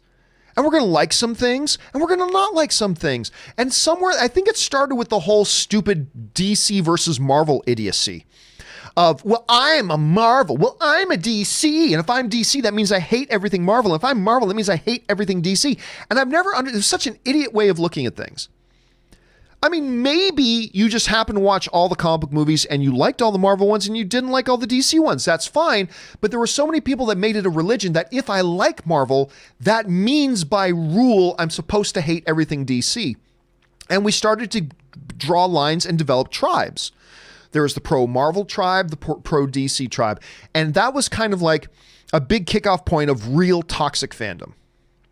And then that extended out to a lot of stuff. Then we saw it in Star Wars fandom. Then we saw it all. We just all got to get to the place, and I contribute to the problem as much as anybody else. We are all part of the problem, and thus we are all part of the solution. I just really hope that in 2020, a large chunk of us as film fans can get to the point of going, the only side there is movie fans. That's it. There's one side, movie fans. And we all accept in ourselves and in each other that there are movies we like and movies we don't like. And just because you like a movie I don't, that doesn't mean you're wrong. That's how the movie worked for you. It didn't work for me, and we can talk about why I didn't like it and why I think it's not a good movie, and you can talk about why you liked and thought it was a good movie, but we're all still on the same side. There are just too many people who are so mentally weak and insecure, and we all do this sometimes, that it's like, I didn't like something, but I'm hearing somebody say that they did like it. That undermines my position. That delegitimizes my opinion that I didn't like it. Therefore, I need to attack anybody that says that they like it, or vice versa. And I hope in 2020, myself, you guys, all of us as film fans move more towards getting out of this idiotic tribal mentality of drawing lines. Oh, you like Watchmen more than you like The Boys? Then you're on the opposite side of me. We're in different camps on that. Nah, we're all movie and television fans. And we all accept in each other that we like and dislike different things, and we celebrate that about each other. That's where I'm hoping we all get to in 2020 as film and television fans. And then maybe if we can get there as film and television fans, who knows? Maybe that spills out to the rest of the world. Anyway, thanks again for the kind words, Anonymous. I really appreciate that, dude. All right. Next up, Russell Amador writes, John Campea Show on New Year's Day. Sign me up. Happy New Year's to all. And one more thing. Due to poor box office performance of Cats, it looks like the shared universe of Cats is just a pipe dream now. Not that I wanted one, but just saying. I mean, everything today's got to be freaking shared cinematic universe. So hey, listen, don't laugh, Russell. I wouldn't doubt for 1 second. I would not doubt for 1 second that somewhere, some studio execs we're thinking, let's do Cats, and then let's do this expanded share cinematic universe of Cats. I'm telling you, I don't know that for a fact, but I have no doubt in my mind that somewhere some executive was thinking about that. All right. Augustin Buyes writes, also, you helped me get through my day as a truck driver and spend 8 to 10 hours a day unloading trailers. That, unanimous, or you meant anonymous, $50 was me. I forgot to write my name on there. I have spoken. Well, thank you for that, Augusta. And you know what? Listen, my uncle, who passed away a couple of years ago, an uncle of mine passed away a few years ago, and he was a truck driver. And I remember as a kid, once or twice, my mom and dad let me get out of school for a day or two, and I would go on some short truck runs with my uncle. I remember this. He was hauling rutabagas. I kid you not. He was hauling rutabagas. And I gained a huge appreciation for truck drivers that trip. Like just how many hours and how long you work. And then just, first of all, just driving those damn things. And then, you know, depending on what it is you're hauling and what it is you're responsible for. Oh my goodness. And listen, Augustine, if we can be there, me and the rest of the film fan community can be there with you to help you get through those days. Awesome. So thank you for being part of the community, and thanks for supporting the channel on that level as well, man. And may you be safe on the roads, my friend. Be safe on the roads. All right. Krypton Caged writes, Happy New Year, John and family. Hope you all have a wonderful year ahead with more success, health, and prosperity. Thank you so much, Krypton. Sorry, a couple more from Krypton here. Also, I don't know why you blocked me on Twitter, John. I am a regular viewer since years and watch you every day. I only shared a picture of Superman with you. Maybe there was a misunderstanding of intention. Kindly unblock me. I enjoy your tweets. It's Krypton Cage. Just so you know, I'm very active on my Twitter, but I also have some people who help me with my social media that will also moderate my social media, and a lot of times they'll block people, and if they think something is not done right, they'll block people. So it probably, first of all, I've often had people ask me why they were blocked, and we'd look and say, well, you were not blocked. And they go, oh yeah, I guess I wasn't blocked. So you might want to double check that. It's also possible that one of my admins might have blocked you on there, because I do get some help with my social media. Nobody posts anything. I do all my own posting, but I get some people help me with social media. But I will at least look into that, Krypton. I will at least look into that. And Happy New Year to you as well. All right, next up, 50 Shades of Geek writes, I know I'm late a day, but Happy New Year, John. No, today's exactly the day to do it. The one day of the year when all the Christians of the world are celebrating some Jewish guy's circumcision. Is that what New Year's Day is? Really? I had no idea. Is that a significant part of New Year's Day? If so, I never knew that. I never knew that. I've never even heard of that. So I certainly never knew that. So thanks for shedding some light on that. 50 Shades also writes, a new month brings with it a new paycheck. A new paycheck means more tips for John. Prepare your bank account. Well, listen, thank you. But honestly, let me say this too. And I mean this in all sincerity. Okay. I'm not trying to be funny. I'm not trying to be, make a joke about this. In all seriousness, I have had to, on a couple of occasions, reach out, especially once YouTube turned on super chatting. There have been a couple of times that I've had to find the contact information of people sending in support. And I've had to reach out to them and say, listen, I am so grateful, because there would be some people that would be putting in unreasonable amounts of money. And don't get me wrong, I love getting unreasonable amounts of money, as anybody does. But there have been a couple of times where I've had to reach out to people and say, hey, this is John Campea writing, and first of all, I just want to say thank you so much for supporting the channel like that. It's honestly, I'm honored that you would decide to take some of your limited resources and decide to support the content that you enjoy consuming. Thank you for that. But I've noticed that you've been contributing really exorbitantly large amounts, and I just want to write and just make sure that while I am very grateful for you doing that, I want to make sure that you're living within your means, because what I can't live with is if I find out someday that, Star Trek fan 95 was spending his rent money on sending in support, and now they're struggling with their finances because they were sending in support to my channel. I can't live with that. So while I love the support, obviously I do. It helps me do the show. I can pay Rob and Aaron and Ray and Jonathan and everybody. But while doing it and while sending us your support, which we deeply, deeply are grateful for, I ask everybody, please make sure you're doing it with money that you have to put towards it, and not money you're supposed to be putting towards your bills or your expenses or things. Please, I never want to find out that one of our community compromised their own proper finances, and suddenly we're struggling financially in a month or whatever because they were sending me money. I can't live with that. So by all means, hey, listen, if you've got some expendable income and you choose to use some of that expendable income to support the channel, awesome. Thank you so much. And we appreciate it. And you make the show possible. Our Patreon supporters, those of you who send in tips and super chats, awesome. But what I can never, ever, ever, ever live with is if I find out some month and somebody got themselves in a really bad place because they were sending us their money. So please make sure when you send in super chats, when you send in tips, when you become a Patreon supporter, please make sure you're doing that, guys, with expendable income. Please do. And otherwise, guess what? We'll be fine.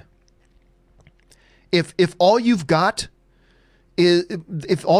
financial wise going into 2020, if all you've got to send into us is the money you're supposed to be spending on rent or proper groceries for yourself or your car payment or your education, and that's all the money you got, keep it.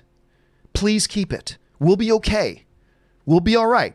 There are a lot of other film fans here in the film fan community who are supporting the channel, and they're doing so with expendable income and the couple of extra bucks that they have, and that's great. But please take care of yourself first. And then when you get to a point that you got some expendable income and you want to support the channels that you enjoy watching, awesome. But please make sure you're taking care of yourself first. Because again, at the end of the day, that's something I wouldn't be able to live with. So yeah, that's So by all means, 50 Shades, send it in. Just please make sure it's money that you have available to you to send in that's not supposed to be going somewhere else. That's all I ask of everybody as we go into 2020. So yay, film fandom. And thank you guys so much for all your support. Okay, let's see here.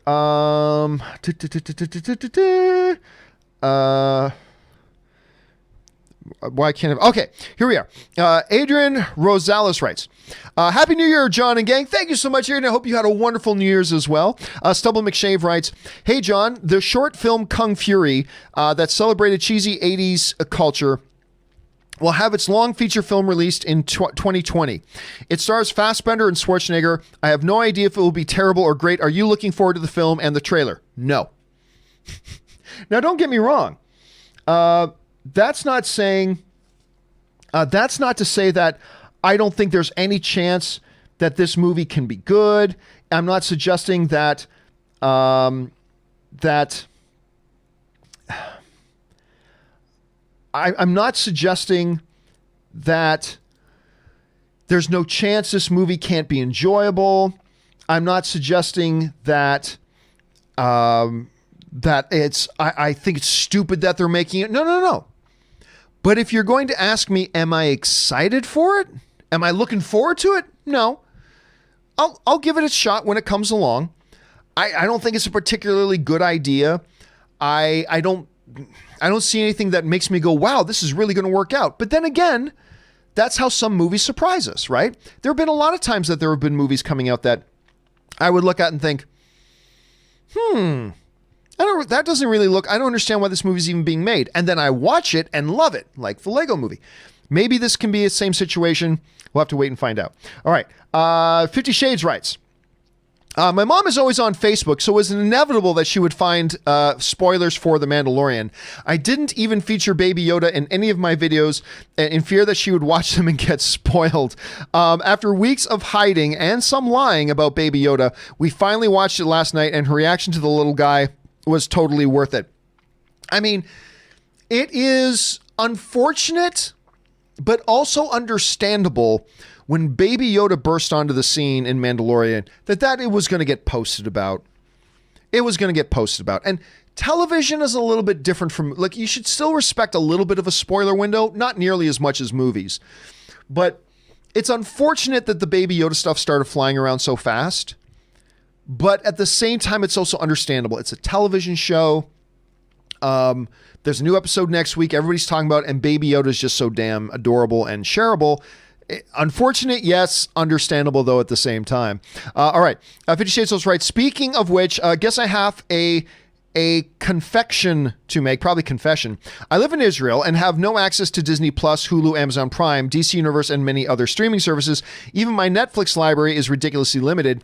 You can see where this is going, right? As a result, I've pirated shows like The Mandalorian, The Boys, Runaways, Doom Patrol, and many other shows and movies that aren't available on Netflix. Clearly, I have no problem spending money, but what can I do when I want to pay but can't watch? Listen, seriously, this is an issue that came up when Mandalorian, we knew Mandalorian was coming out, right?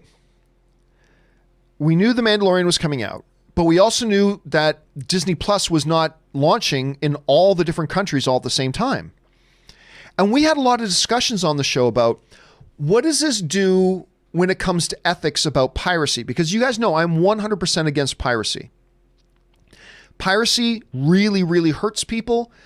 There was a friend of mine, John Schnepp, who many of you know, that piracy hurt him deeply. It hurt him financially. It hurt him emotionally. And he was very disillusioned and disappointed with the fan community that proposed to be, that claimed they were fans of his, yet they were stealing his movie, and they almost crippled him financially because they were just stealing his movie instead of paying for his movie. And it nearly ruined him. And so I have very strong feelings about piracy because I've seen it firsthand really hurt somebody that I knew. That said,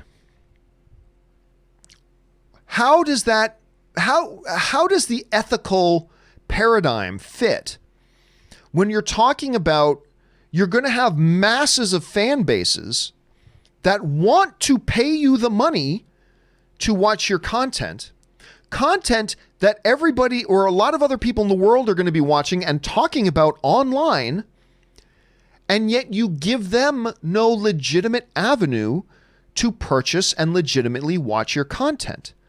What does the ethical paradigm do at that point? What shape does the ethical paradigm take then? Because it's not like John Schnepp's The Death of Superman Lives situation where, hey, it's available to you. All you got to do is pay $7 and you can get it and watch it right now. No, I don't want to pay $7. I'm just going to find some way to steal it. That's different than this. This was a situation where you have people all over the world who are totally like that whole, the meme that you see, shut up and take my money, that are totally like, no, here's my money. I want to pay for it. Give me a legitimate avenue to pay you so I can watch this content. And none existed. And as somebody who is completely against piracy, I have to admit, I don't know how the ethical paradigm applies here. I really don't. So I made a statement on my show months ago before The Mandalorian started in which I said something I've never said before. I pass no judgment on anybody who lives in a territory where you are not being given any legitimate avenue to purchase this content. And if you decide then to go some other route to find a way to get it. Again, I'm not endorsing piracy. I don't encourage piracy. I don't justify piracy. But again, I just don't know how an ethical paradigm applies when you're not even being given the option. So no judgment from me, 50 Shades. I don't endorse. I don't justify. I don't pretend to bless a decision to pirate, but I can't exactly blame you either. I can't blame somebody who wanted to pay for content and wasn't given a way to do it. What are you supposed to do then when everybody else in the fan community around the world are watching the content and they're all talking about it? And I don't know what you're supposed to do. So I'm not condoning it, but I can't pass any judgment on it either because it's a really difficult, it's a tricky situation. So I get it, 50 Shades. I do. I totally get it. And I can't blame you. Let's see. 50 Shades also follows up and writes, if those streaming services were available here, of course I'd pay for them right now, but they're not available in your region. Page is still everywhere. Pirating in Israel is so common that people laugh at me whenever I actually pay for something. And again, that's just a good follow-up. I mean, if you're in a territory where they're just not offering you the option, I don't know what else you're supposed to do. Again, I'm not saying I condone it. I'm just saying I don't know what else you're supposed to do. Detroit Dog writes, couldn't we have Vader or Maul in the Obi-Wan series and have them just never cross paths in any way? Then what's the point? I don't think the entire show has to be from Obi-Wan's perspective. The show is called Obi-Wan. Do you think they will do something like that? Happy New Year's, guys. And I have spoken. No.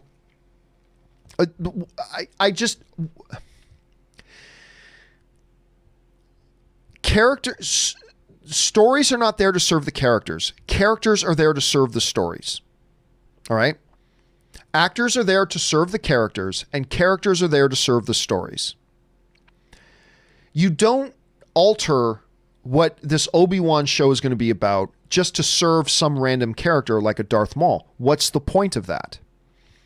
Darth Maul's story, from what we know in canon about what he was doing during the time that the Obi-Wan series is going on, is a totally separate, different thing. They don't interact. They don't overcross. They're completely separate things. So essentially, Detroit Dog, what we'd be doing is, let's just put Obi-Wan in. Why? Because... No, what's the narrative purpose? How does having Darth Maul in here serve the Obi-Wan show? Just because we like Darth Maul. Let's just put him in there. Really? That's how you make bad shows, and that's how you tell bad stories, and that's how you make bad movies. So no, I get it. Everybody wants to see more Darth Maul.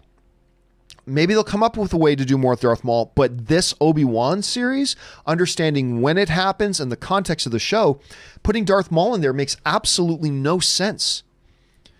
It'd be the show would make no sense. It's like having a show about Mr. Rogers and having a show about Macho Man Randy Savage. But they never met. They never interacted. They had nothing to do with each other. Doesn't matter. half the show will be talking about Mr. Rogers and the things he's doing to make his television show and his love of children and wanting to help children in the world. And then we'll cut back and forth between that and random watching Randy Macho Man Savage going, ooh, yeah, as much as he can and just do what, but it's like, what, that makes for a mess of a show. Of course it does. But that's the same situation here. So I would say, no, there's no point in having Vader. There's no point in having Obi-Wan. That you bring in characters if they serve the story. And right now there's just no practical, decent way to make those part of the story. So I would say no, Detroit Doug. I would say no. But I get it. There's a lot of love out there for obviously Vader and Darth Maul. But I don't think that's the way to do it myself. But let's see how they do it, Detroit Dog. All right. Thomas Soley writes, Cats the movie is what people in Bird Box saw that made them kill themselves. Also, let's go Eagles. Hey, listen. Eagles are on a nice little roll, man, but pulling out a win against the New York Giants is not the same as playing the Seattle Seahawks. I think the season is over, but who knows? Never count out the Philadelphia Eagles, but I think they're going to fall to the Seattle Seahawks. It's what the people in Bird Box. I like that. That's clever. All right, 50 Shades also writes, every time I pirate a show or movie, I'm haunted by an image of you and Schnepp with disappointed looks on your faces. I want to watch things the legal way, but I can't, and it's killing me because you're always preaching against piracy. True, but again, like we did talk on the show, I don't know what you're supposed... This is a unique paradigm. This isn't your standard situation of, hey, listen, if you want to watch Game of Thrones, you can pay for HBO. If you want a copy of Endgame, you can go and buy a copy of Endgame. This is different. We have fans over the world. It's like, hey, I want to watch Mandalorian. Here's my money. No, nobody wants to give me a way to watch it. Nobody wants to give me a legitimate way to watch it where I can give you money and you give me access to watch it. Nobody? What are you supposed to do? Again, I'm not condoning it, but I can't preach against it either because this is a totally different situation. Noel writes, just dropping by to say, here's to a good year and decade. You've inspired me to start my own YouTube channel. That is awesome. Not movie related. And within a few days, I've hit 100 subscribers. That is awesome. Well wishes to you and the crew. That is awesome to hear, Noel. And listen, even if it's not about movies or whatever, I love people getting involved, even if it's just as a hobby, which will be 99% of us. Just as a hobby. I think more people should get involved in talking on podcasts, blogs, Instagram, social media, YouTube, whatever, about things that inspire you and that you love. Whether that's movies, whether that's photography, whether that's sneakers, whether that's anything. I think it's a great exercise for the soul to get involved with stuff like that, and I'm glad you're doing it, Noel. So thank you for the well wishes and Happy New Year's to you as well. All right. John McKinney sends in a large support. Thank you so much for supporting the channel on that level, John. I feel that being blinded by nostalgia has become a straw man argument. It absolutely is. Just because someone likes older movies better doesn't mean they're nostalgic, nor does it mean they're stuck in the past. What do you think? I think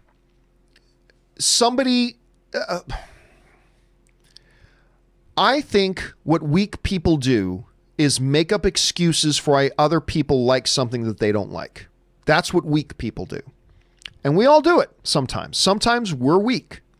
But that's a sign of mental weakness. Like, oh man, I didn't like Star Wars Rise of Skywalker. And then somebody says to me, but I did like Rise of Skywalker. Oh, then you must only like it because blah, blah, blah. No. That's making up an excuse.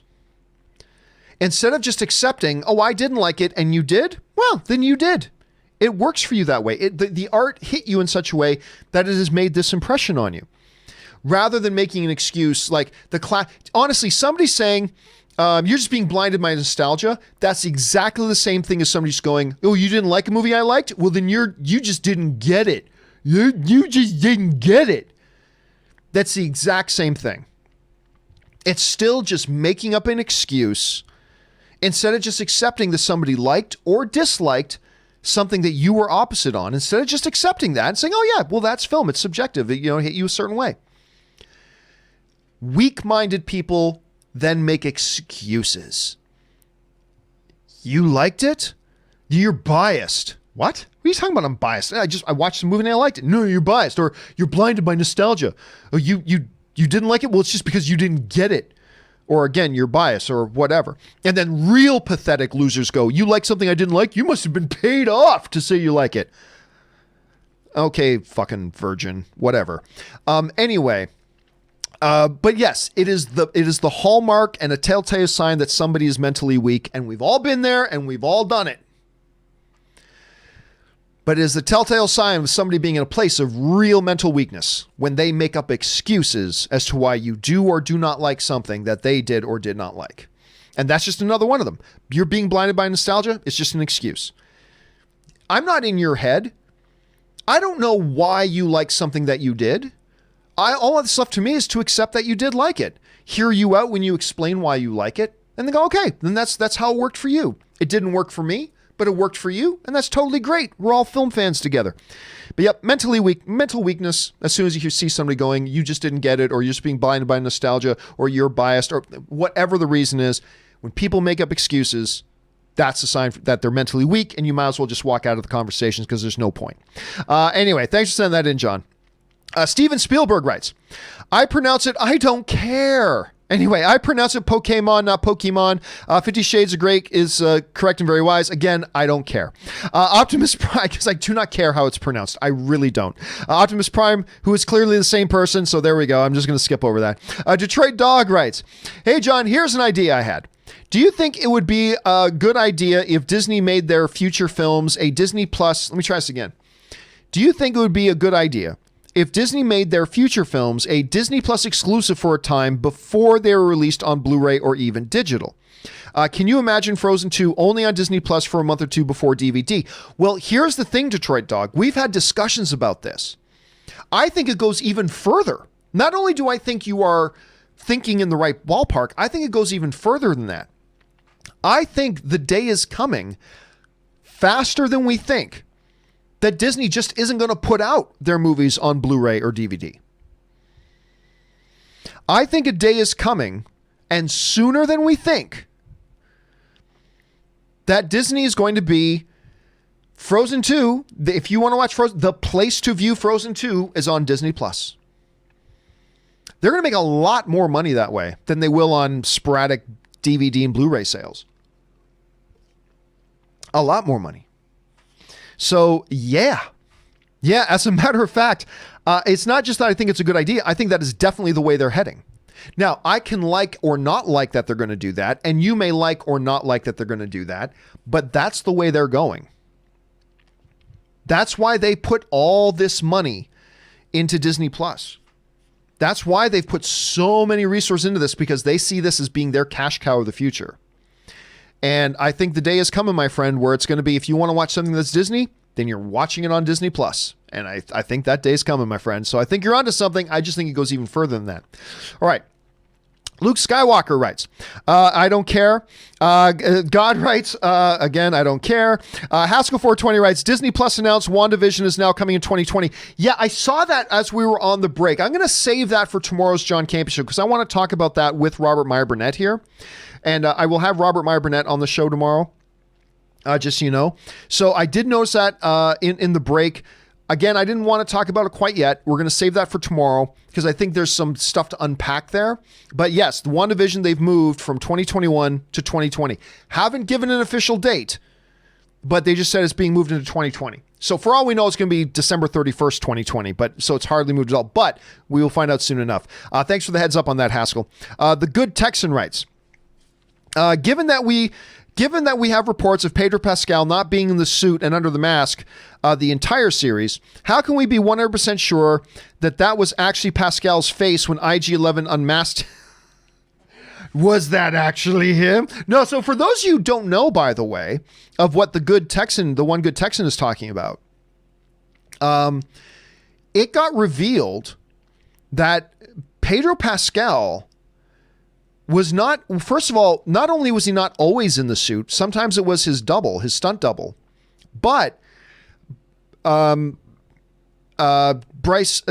Dallas Howard, who directed, I believe, Refuge? Was that the name of the episode? Anyway, the episode with the AT-ST walker.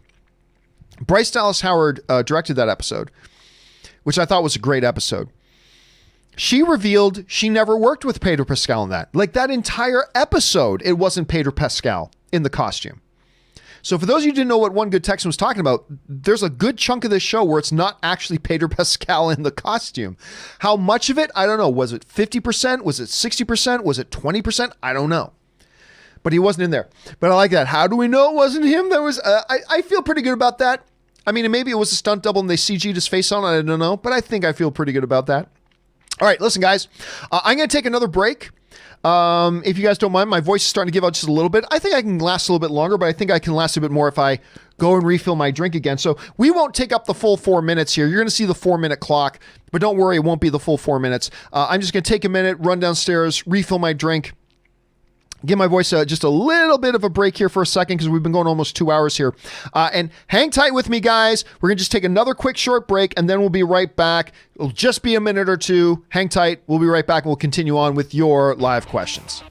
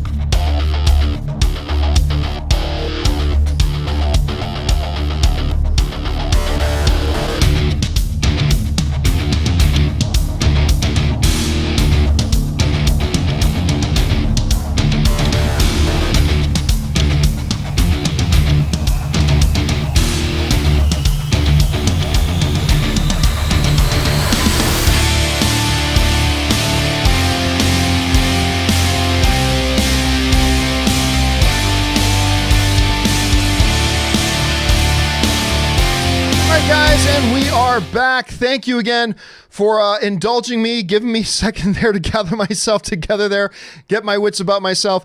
And now we can carry on with your live questions that you guys have been sending in. All right, let's pick this thing up here. Where are we at? We're at Mary Sade, who writes, I believe Disney Plus is using the time between Mandalorian and Falcon and Winter Soldier / WandaVision to test exactly how much attention they can expect in fallow times so they can plan accordingly. I believe they're using the time between Mandalorian and Falcon and Winter Soldier to test exactly how much attention they can expect in fallow times so they can plan accordingly. I'm not sure what it is we're talking about. Do you mean shallow times? Like, I'm going to take a wild guess here that maybe you mean shallow times. And like times when they don't have a lot. But here's the thing. The longer Disney Plus is out, once they get all these shows launched, it's going to take them a little bit of time. But once they have Mandalorian running and Obi-Wan running and Falcon and Winter Soldier and WandaVision and all the other, once they start building up their library, it's going to be a more consistent flow for us. But for now, it's going to be a little bit weaker. It's going to be a little bit thinner. They launch with something, Now we're going to have a little bit of weak time. So I don't know if they intentionally wanted to have a big period of time where they had nothing to launch. But maybe you're onto something. If what you meant was shallow times, if you did, then maybe you're onto something. Maybe they're going to evaluate, see what kind of drop off they can expect after a major series has done its run. It could be. Listen, there's a lot of high level corporate stuff going on right now. And Mary, you might be onto something there. All right. CK Gould writes, it's the year of Baby Yoda and Babu Freak. We're talking about, is it Jon Favreau's year? Nope. It's a year of Baby Yoda. It's definitely a year of Baby Yoda. It is definitely a year. Make no mistake about it. It's going to be the number one memed thing about this year is going to be Baby Yoda. Far more than Babu Freak. Although I like Babu Freak as well. Darth Sidious writes, hi, John. Happy New Year and good luck for the year ahead. But a few days ago, I sent you a clip from the Harley Quinn show, but it's really funny. I was wondering if you had a chance to watch it yet. I don't think I did. I don't remember getting that. I've seen the trailers for Harley Quinn, but I don't believe I've seen any individual. It might have flown under my radar. Did you send it to me at my email at john@thejohncampeashow.com, or did you send it to me on Twitter or whatever? I don't think I saw it. I mean, maybe I did, but anyway, again, it's just not a show that interests me for two big important reasons. Number one, I dislike most Marvel and DC animated stuff. There are exceptions. But for the most part, I find most of their animated stuff to be drivel. I mean, other people really like it, and that's awesome. Doesn't work for me, though. Second reason is because I watched the trailers for the Harley Quinn show, and it didn't look funny to me. It didn't look fun. It didn't look entertaining. It just kind of looked dumb to me. Now, there are other things that have looked dumb to me, but then I checked them out and I ended up loving them. But because you put those two things together, it's hard for me to check it out. But I've had a couple of you say you really, really like it. So maybe at some point I'll have to take a little bit of time and check it out in some form or some way. All right, Glenn E. writes, Disney Plus moves up WandaVision from 2021 to this year. Maybe it has something to do with the cancellations. What do you think? That's possible. That's possible. I think it might be more of a rearranging of when they want certain information in the MCU to be revealed. But Glenn, I honestly, while I think it might be more of a strategic thing about when certain information in the MCU is revealed, the odds are you're probably more right. It probably has something more to do with that stuff, the shifting schedule and stuff. So you're probably right, Glenn. You're probably right, but we'll find out soon enough. 50 Shades of Geek sends in a really large super chat. Thank you for that, 50 Shades. I appreciate that, man. Who writes, I think the Pokemon discussion got a little out of hand. This isn't what I wanted to happen. Here's a little something for all the headache I caused you. I thought I was contributing to the conversation. Guess not. I'll shut up now. No, listen, I get it. There are certain things. Let me give you an example. I remember I said earlier in the show that one of my all-time favorite movies is The Highlander. It's in my top 10 favorite films of all time. It has been for most of my life. I love this film. I remember Variety did an article once where their writer was writing an article on a proposed Highlander reboot that for a long time was going to star Ryan Reynolds. Love Ryan Reynolds. Good Canadian kid. And their writer, the article writer, wrote, there can only be one. To which I burst a blood vessel. There can only be one? There can only be one. And I wrote an angry letter to Variety. Oh my God, I can't believe how much of a loser I was at this. I wrote an angry letter to Variety saying, you are film professionals. God, it's embarrassing to even tell you this about how stupid I was about this. But anyway, you are film professionals. How dare you? The line is there can be only one. Not there can only be one.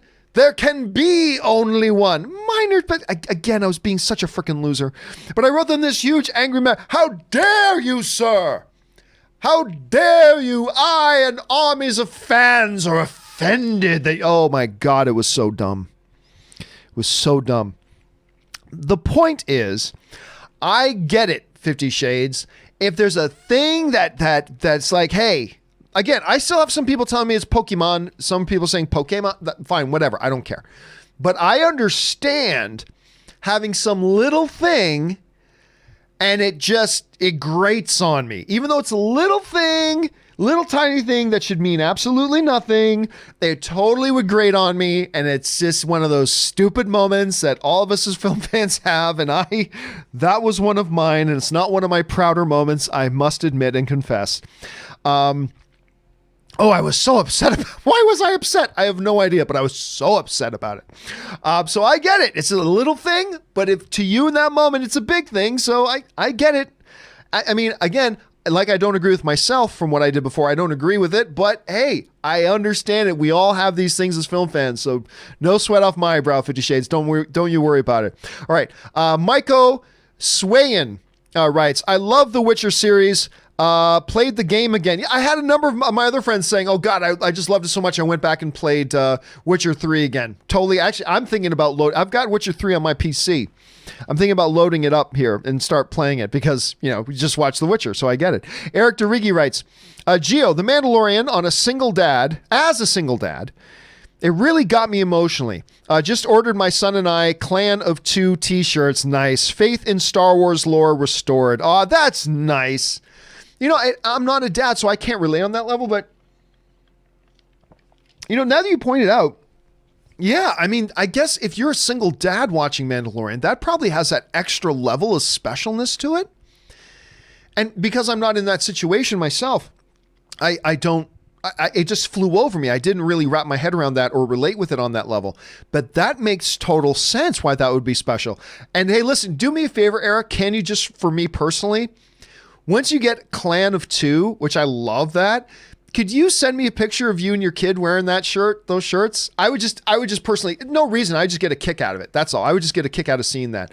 So if you wouldn't mind emailing me that to me at John at the John Campea Show, I would get a real kick out of seeing that. So you don't have to, personal privacy and all, but if you feel up to it, I would love to see it. So thanks for that. All right. Don J writes, hey, John, Happy New Year and Happy New Year to you as well, Don. Very sad news in the NBA today. Former NBA Commissioner David Stern passed away at the age of 77. The NBA wouldn't be where it is today without him. I did not know that. I remember hearing last week that he was hospitalized. But I did not know he had passed away. Listen, David Stern, there were some buddies of mine and I just a few months ago were talking about that he was really unpopular amongst certain people. But during his stewardship of the NBA, it's some stupid number, NBA player salaries went up by 10,000% or some stupid number. Under his stewardship, NBA revenue went up. The popularity of the game exploded around the world. I mean, I know it's cool to hate on the commissioner of a sports league. I get it. But when you really sit down, and I'm sure David Stern did a lot of stupid things as well, but the bottom line is under his stewardship of the NBA, that sport grew, people made more money, the players made more money, the owners made more money, the popularity of the game grew throughout the world.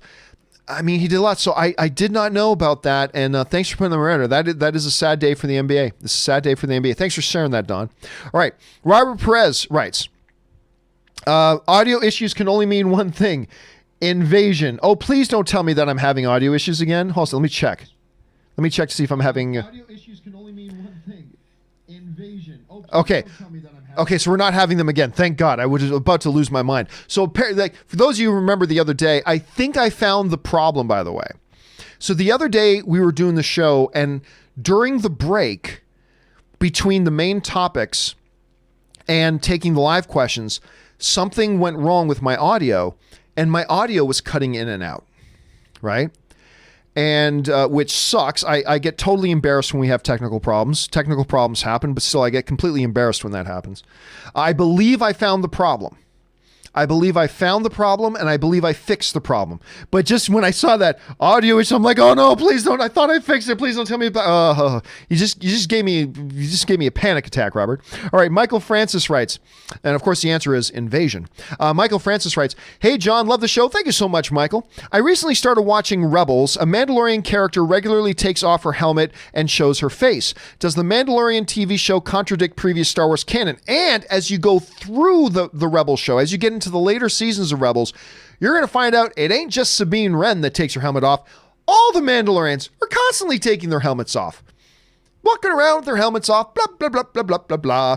So, the theory I have developed, and it's only a theory, is that there was a new philosophical shift in the Mandalorians after the Mandalorian Purge that happens after the event of Rebels. And as a result of the Mandalorian Purge, I think there was a new, this is the way. They set up the way. And I believe part of the way is total anonymity and secrecy of what your real face is and never taking off that helmet. And I think that's a part, almost like a religious shift that happened. Again, this is just my theory. It's a religious shift that happened within the surviving Mandalorians as a result of and following the Purge. Again, I don't know that that's true, and I don't know that I'm right about that. But I think that would fit in.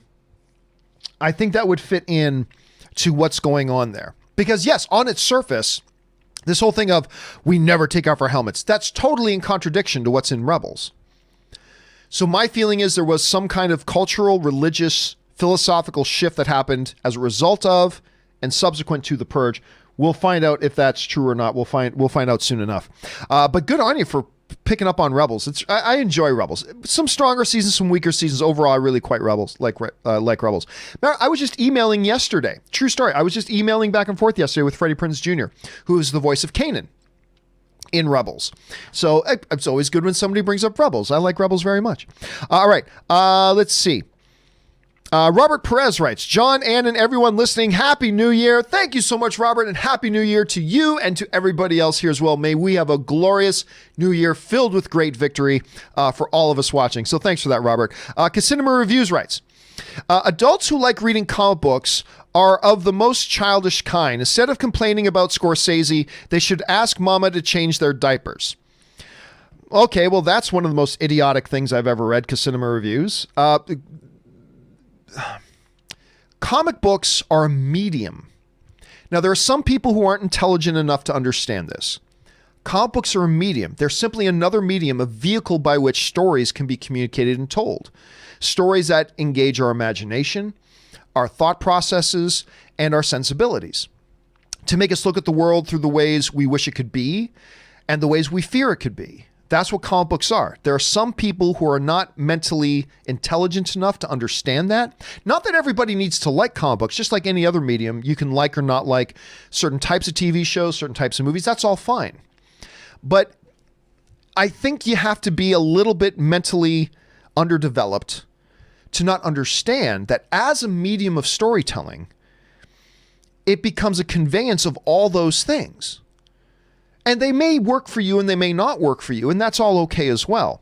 But to not understand the inherent value of the medium as a conduit of telling those stories, then I think that says more about you than it does about other people. So there's that. And I feel bad for you if that's kind of your approach to that.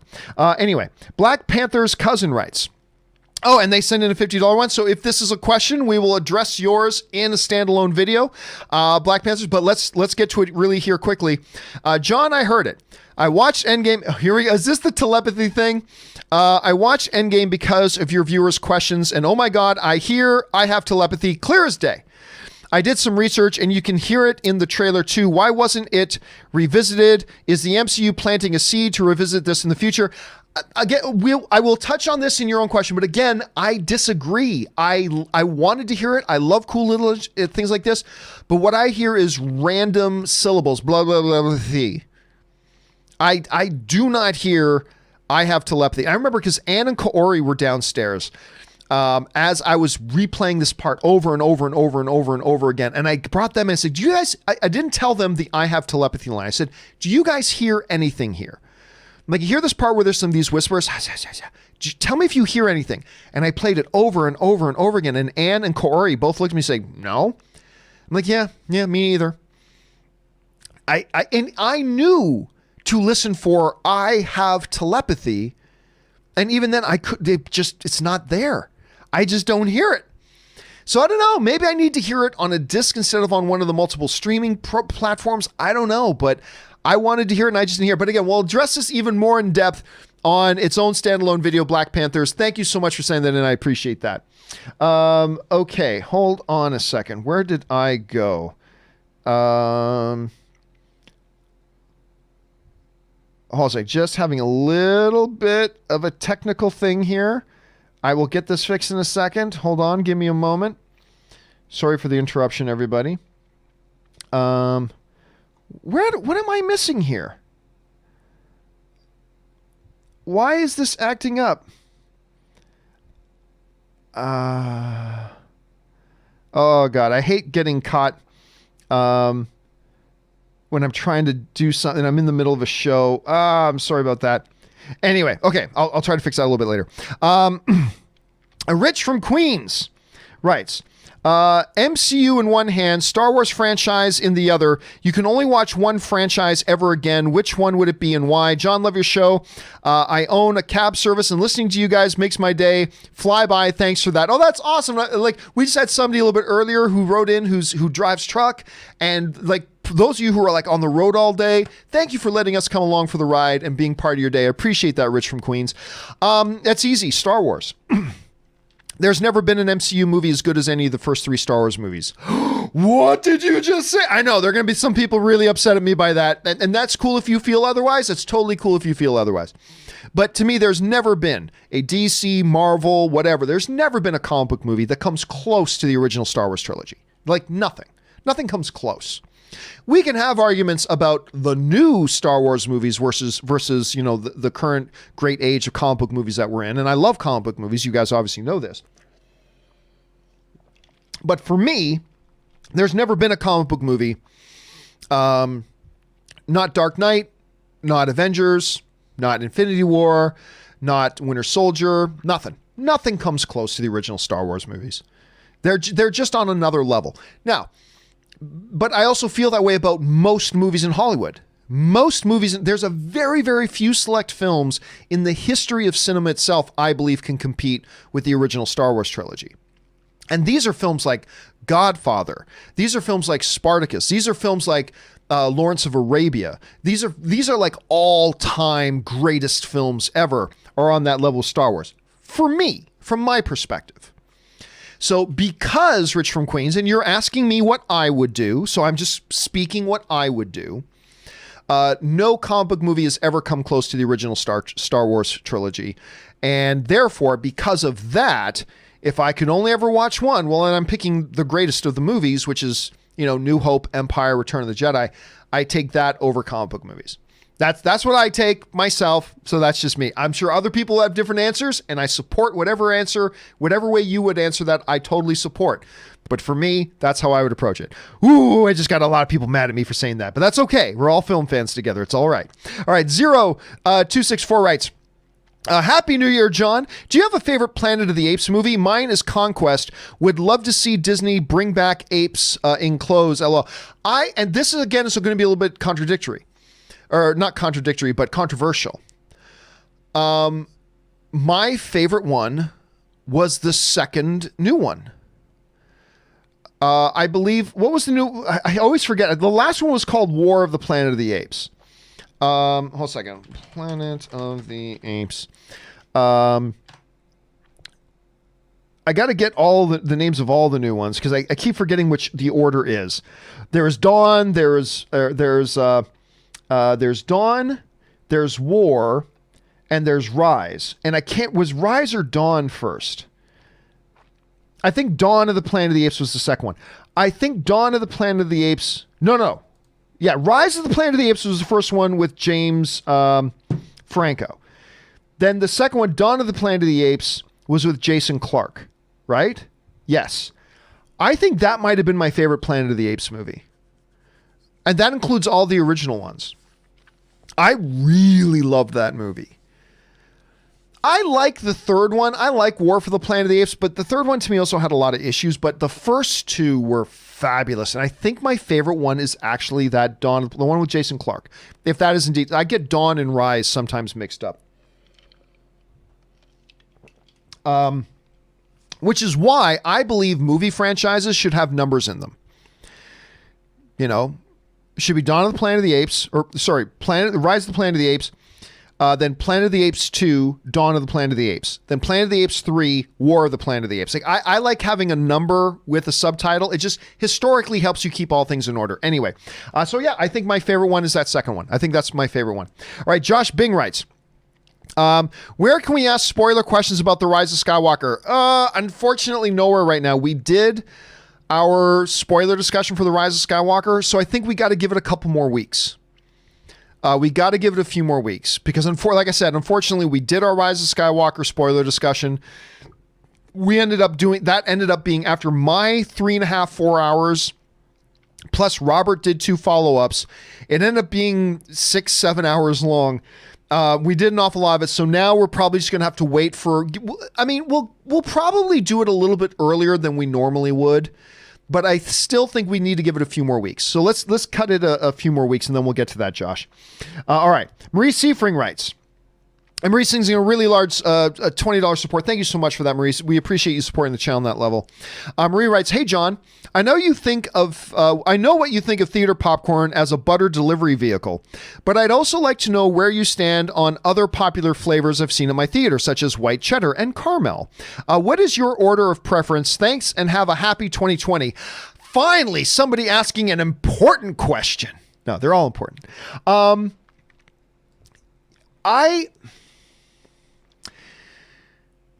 I really like white cheddar.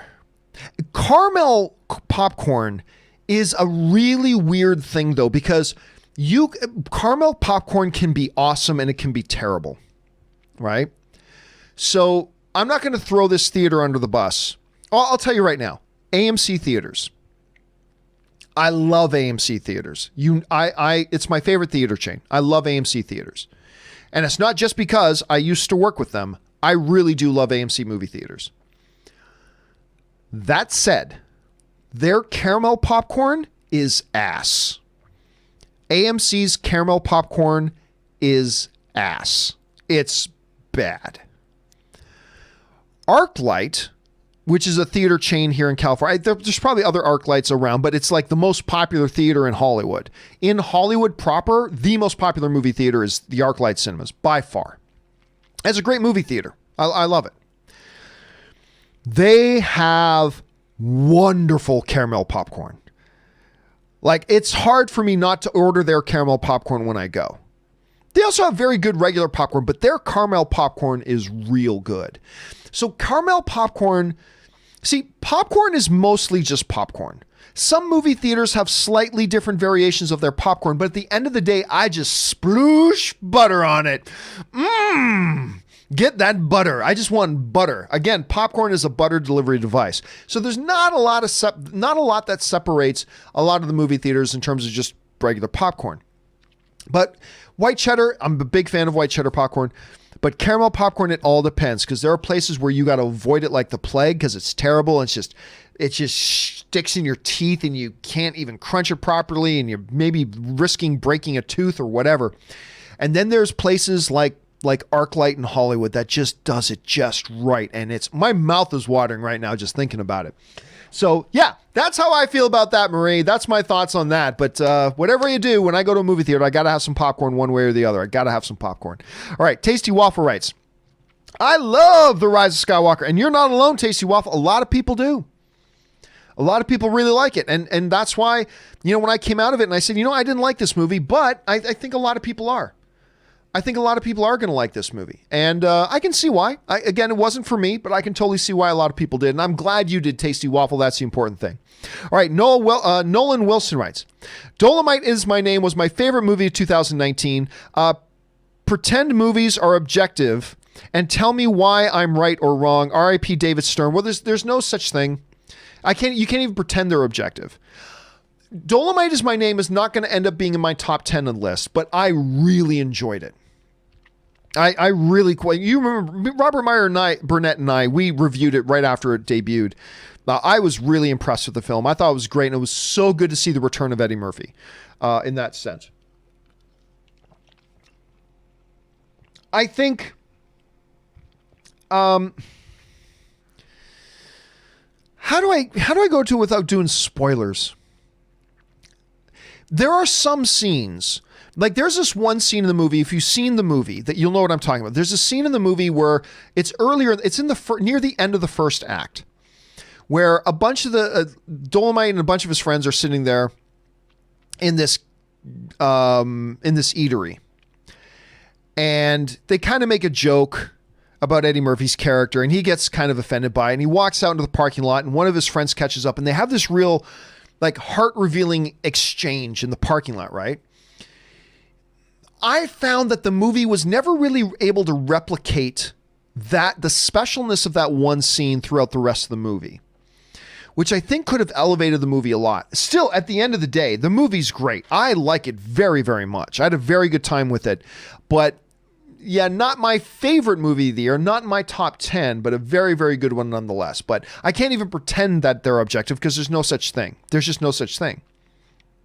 You know, the jokes were funny. Well, there are going to be people who watch it and the jokes don't make them laugh. So we cannot say that it was objectively funny. You can't say that. So yeah, again, I love the movie though. I do. I love it. It's one of the highlights of the year. Again, probably not going to be my top 10 though. Hoser Miaz writes, I love Norbert and Don't Mess with Zohan. Listen, I've got a buddy of mine who loves Don't Mess with the Zohan.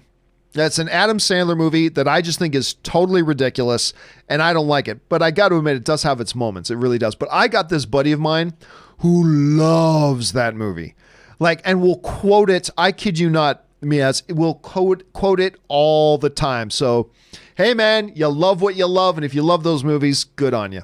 All right, Ryan Lohner writes, it's weird that people don't seem to think of Karen Gillan as an A-lister yet. One of the most beloved Doctor Who characters, awesome in Jumanji, and the closest thing Endgame has to a female lead. I'll be honest with you, Ryan, none of that qualifies her to be an A-lister at this point. Being a popular television character that there's a lot of people that don't watch that show, and then being the third marquee star of Jumanji in this kind of fantasy comedy, and then being like a fourth, fifth, sixth, or seventh marquee star in a movie franchise, that doesn't equal A-lister. And I think she's great. Do I think she has the ingredients to be an A-lister? I think she can get there. Absolutely. I think she's great. But again, being a supporting character on a show that a lot of people don't watch, and then being the third titled person under The Rock and under Kevin Hart, I should say, in one film, Jumanji, and then the follow-up was all right. And then being, again, the 5th, 6th, 7th, 8th, 9th, 10th level credited person in Avengers, I don't think that puts us in a place, well, clearly she's A-list. No, you're A-list when you lead some films. I still haven't seen a movie where she's been the lead. I mean, before we can start crowning somebody an A-lister, I need to see them lead a couple of films. And right now, she hasn't been the de facto lead in any film that I can think of off the top of my head. And we need to see her do a couple of those. Then she gets into the conversation of, does she become an A-lister? Being a some cases very low-ranking supporting character to even a higher-ranked supporting character, I don't think that's the ingredients for making one an A-lister. So I wouldn't put her there yet, but I think she's got the ingredients. And I'm becoming a bigger and bigger fan of hers every time I see her on screen. So we'll see where she ends up, but I don't think her resume right now, this is just me personally, I don't think her resume right now says that she's an A-lister. Not yet. Let's see where she goes from here, though. All right, Ricky Edmond writes, What do you think about the tweet that John Boyega said about the Raylo thing? Haven't seen it, don't care about it. I mean, honestly, I have no idea what we're talking about.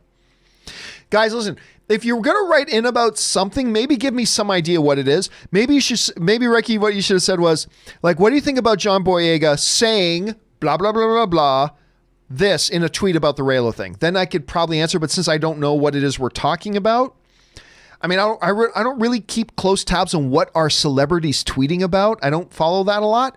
So maybe if you had said, what do you think about the tweet where John Boyega says that Kylo and Rey are destined to be together forever? And I mean, let me know what it is, then I can answer it. But because right now, see, I feel bad because you just took the time, you sent in a super chat. I want to answer it, but since you're talking about something I don't know about, I can't answer it. Sorry. I feel bad about that. Sorry about that, Ricky. I have telepathy rights. You have pocket queens pre-flop. You raise $75. Everyone folds. Well, what's the starting blinds? I'm going to assume we're talking about I don't know. What are we talking about? A 10-20 game? Let's say we're talking a 10-20 game. All right. You have pocket queens pre-flop. You raise $75. Everyone folds except one. He fires back at $400 re-raise. Do you call, re-raise, or fold? Bumped into you last year at Caesars in Vegas, and you were very nice to me and my wife. Keep up the great work. Well, thank you so much. So I love playing poker. And I go to Vegas about 5 or 6 times a year because it's not far from where we live. So I go up to Vegas 5, 6 times a year, and I play a lot of poker when I go. I love playing poker. Okay. This may not be the right thing to do. It may not be the right thing to do, but this is what I would generally do. I'm sure there are going to be people who hear what I'm about to say and say, that is totally the wrong thing to do. And they may be right. But this is how I've handled situations like that. Queens are easier than kings. If I've got pocket queens and I'm whatever the amount I raise, and then I get a significant re-raise after me,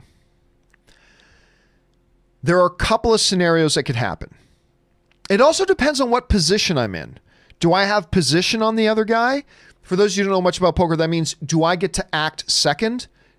Like, does the other guy have to act first after the flop? Or am I out of position? Am I at the disadvantage? Do I need to act first? But let's take that out of consideration for a moment. But those would definitely be things I would take into consideration. I think what I would do is I would flat call. If everybody else is folded, I would probably flat call it. Because there's a couple of possibilities here.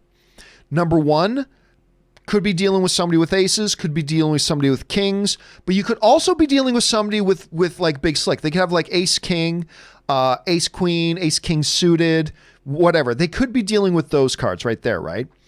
If somebody re-raises me that much pre-flop, then and they're holding like, say, ace king suited, they're not going to go anywhere.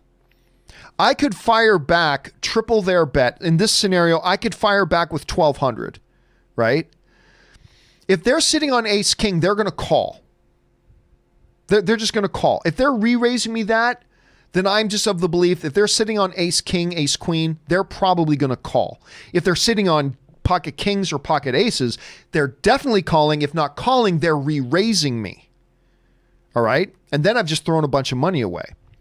Because if I raise them from 400 to 12 and they come back all in, now I'm probably folding. But I flat call and then see a flop. Because if a flop comes and an ace or a king hit the board, then that makes my decision really easy. Now, instead of having invested $1,200 into the pot and re-raising that 400, now all I've got in the pot is 400. And believe me, I don't play at stakes that high. But let's say all I've got in the pot was what I originally raised. I'm not super invested in the pot. if an ace or king hit on the board, I can feel pretty good that I'm probably beat. Now, here's the thing. If I've got position, and again, there's going to be a lot of people who are better at poker than me that are probably screaming at their computer monitors right now about the 50 different reasons that I'm wrong.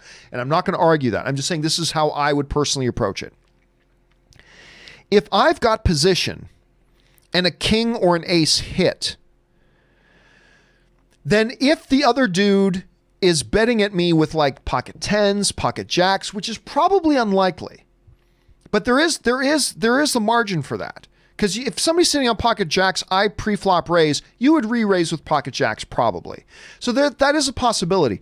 But if I'm in a position and a king, an ace hit on the flop, and they slow down and they check, then I'm probably feeling pretty good about my kings. If an ace or a king flops, I'm not expecting them, and they're sitting on pocket jacks, I'm not expecting them to fire out at it because they've got to believe if they re-raised me and I called, then they got to believe there's a real strong chance I'm sitting on an ace or I'm sitting on a king, and all of a sudden their pocket nines, pocket tens, pocket jacks is looking like garbage with a king or an ace on the board. Maybe I get lucky. Maybe I'm sitting on pocket queens, the flop comes and I spike a queen, and now I know I'm good no matter what, and I can just sucker them in. But it's tricky. Playing pocket jacks and pocket queens is tricky to me. But yeah, long story short, I'm sitting in pocket queens. I raise, I get re-raised. If I got position, I'll flat call, see the flop. If an ace or a king hit then and they raise out at it and they bet out at the king or the queen or the king or the ace, I'm probably feeling okay about folding my hand because really I'm not all that invested in the hand and I'm okay. If it doesn't, it creates new scenarios. But basically, I flat call and see a flop. That's what I want to do there. If I've raised and get re-raised, I flat call it and I want to see the flop. And that's generally how, again, a lot of people who know more about poker than me are probably screaming at their monitors right now. That's fine. But that's just how I play a little bit conservatively than when I got jacks and queens. That's how I do it. Nobody cares, so I should probably move on. All right. Thanks for writing that in. I have telepathy. Morris Codes writes, I am Groot. I am Steve Rogers. I, Babu Freak. Oh, we're using our made up names. I'm Spider-Man. I see. Somebody please put that together in a video. That's the video we should see, is that one right there. I like that, Morris Codes. That'll be fun. All right, Soda Pop Zero writes, I saved more than $100 in a year on Cinemark Movie Club. Great. See, no, honestly, look, is Cinemark's Movie Club as good as AMC A-List? No. Is it quite as good as Regal's Unlimited? No. But it's still a good deal. See, I've been trying to argue that with people for a while here. So if the movie theater that's near you is only a Cinemark, then their Cinemark Movie Club, while not as good as A-List or Unlimited, it is still a good deal if you go to the movies a lot. And yeah, absolutely, you'll save a lot of money. You will save a lot of money. And I think that's great that you get to use it. Soda Pops, thanks for reminding everybody about that. Ben Rothen writes, have you watched the new Doctor Who? I don't watch any Doctor Who. So no, I have not watched the new Doctor Who. I should probably get on sometimes. A lot of people I know love Doctor Who, so I should get it. But no, I have not watched the new Doctor Who. Samir Tesfai writes, Happy New Year, John. Thank you so much. Holy F, it's 2020. No kidding, brother. Where's my hoverboard or my jet flying car? Let's hope 2020 at the movies is as great as 2019. Well, listen, a lot of people, like I said, Ann and I went out with a few friends last night. A couple of them came back to crash at our place, so a bunch of us went out to breakfast this morning. Late. That's why I'm starting the show later today, because I knew I'd want to sleep in, and then I knew we'd probably want to go out and have breakfast. And as we were driving, one of my buddies goes, it's 2020. Where's my flying car? But it's true, right? If you'd asked a bunch of us in 2009, 2008, it's like, yeah, 2020, flying cars, hoverboards, all that kind of stuff. You know what? So far, 2020 looks a lot like 2009. So far, 2020 looks an awful lot, with a few minor differences, but looks a lot like 2009. Samir, so I'm with you, brother. And Happy New Year to you as well. All right, 50 Shades writes, just thought you should know, a guy called YouTube Kilumonti is badly trolling people in live chat. I don't care. You guys, if there's somebody in the live chat who just wants to be an idiot, you guys know, go ahead and just block them. You can just mute them yourselves, all that kind of stuff. But thank you for the heads up on that, 50 Shades. All right. R. Lee writes, when networks and streaming services greenlight a second season before the first season even airs, that's showing massive confidence. I watched The Witcher because Netflix did that, and why don't more do that? Well, because here's the thing. Once you commit to a second season, money changes hands at that point. When you're a network and you've got a show that you're about to debut, you're hoping the audience responds well to it. And then once you see the audience responds well to it, you make the commitment to a second season. Because once you make a commitment, it doesn't mean you have to go through and make the show later, but you're at least committing a bunch of money. Maybe not a full season's worth of money, but just by saying we greenlight and we're putting in an order for a second season, you are committing money to that property. And if you don't do that second season, then you're out a bunch of money that you've already committed. So the reason you don't do it normally is because you don't want to be dumb. You want to make sure you're being very careful with your money, because once you sign that contract and once you say we are greenlighting and putting in an order for another season, there's an X amount of money that you now are committed to having to pay no matter what. Because what would have happened to Netflix? Here's what would have happened. If Netflix, which committed to season 2 of The Witcher before the first season came out, then had the season come out and everybody said, we hate this show. This show sucks. And everybody mocks it and everybody hates it. You thought it was pretty good, but everybody else in the world seemed to hate it. Guess what? Universal thought, and the stars thought, and the people involved with Cats thought they were involved with something that everybody was really going to like, that it was bold, it was different, and that people were going to really like their bold and different take on Cats. Didn't happen though, did it? Didn't work out that way. So what would have happened here is if Netflix put in the order for season 2, and then season 1 came out and everybody hated it. Well, Netflix would have killed season 2 and they would have been out, I don't know, $10 million. They would have been out. They would have just gone poof, and $10 million gone in guaranteed money and contract upfront guarantees and all that kind of stuff. Now, they probably saved about $50 or $60 million by not going through and making the show, but still you're out 5, 6, 7, 10, 15 million bucks just like that for a second season you're never even going to make now because you made the commitment. So if you're a network, you've got to be very wise about this. You got to be careful. And if you're going to commit to another season of something before the first one even comes out, and before you get to gauge what the actual audience is going to think about it, you got to be really damn sure. Because you're putting up money. It costs you money to do that. And you could just be burning 10 million bucks in your pocket if you commit to something and you don't actually follow through because the audience didn't like it. So you better be really damn sure. And that is why more times you don't see that happen that often. Because you got to be damn sure. Because you're committing actual money. And money, even with these networks, is limited.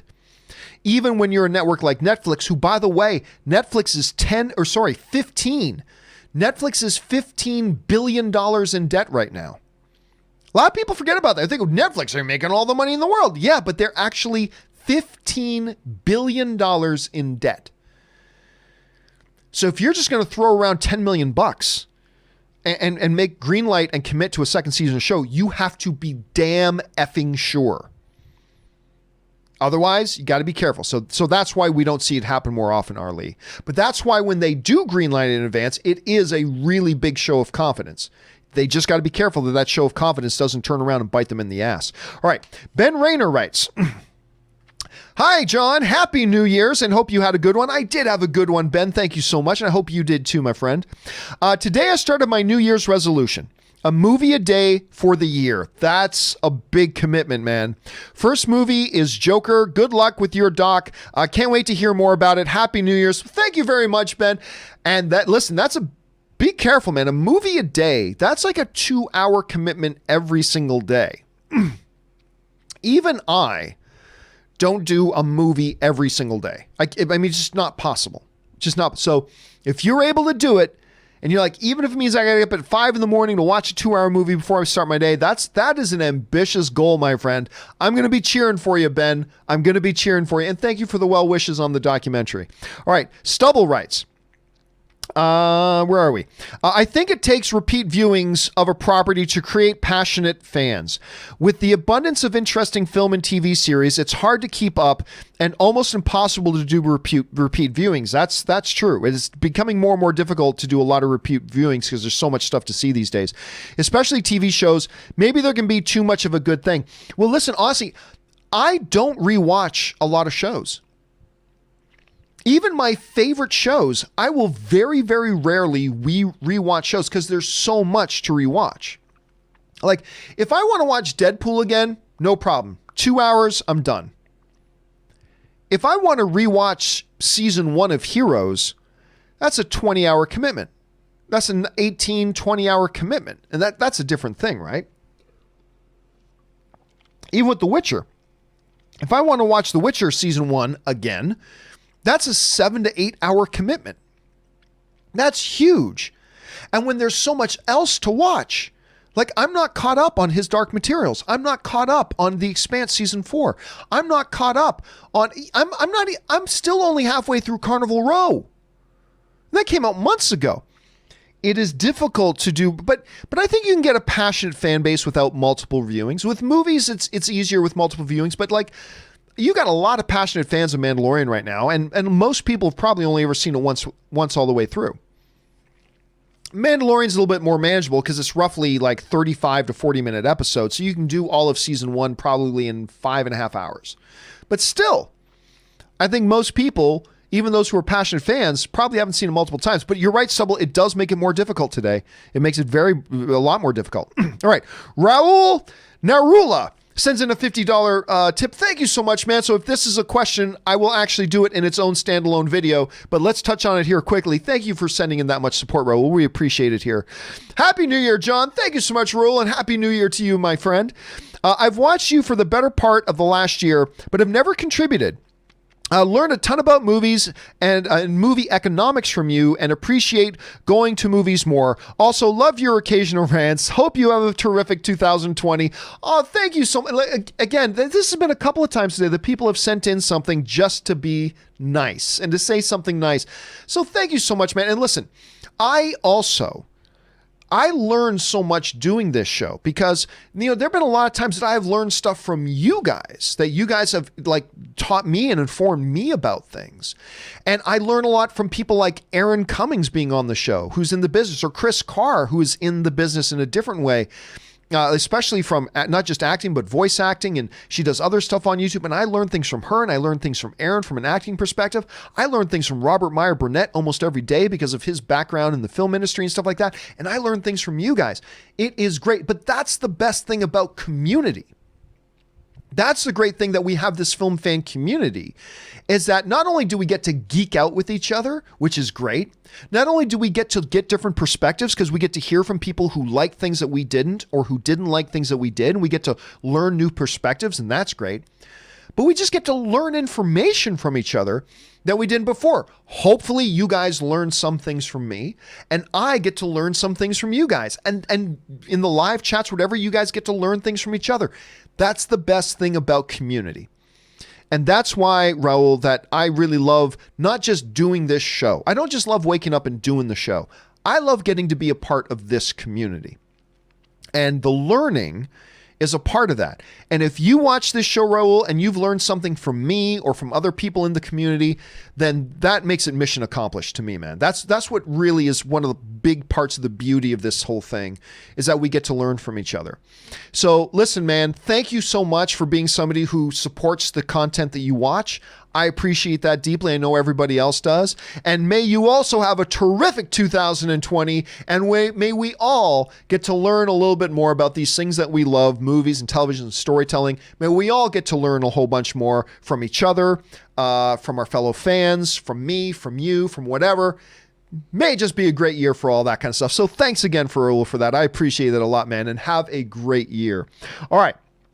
NR99 writes in. Spoilers. Well, then we got to skip over it. Sorry.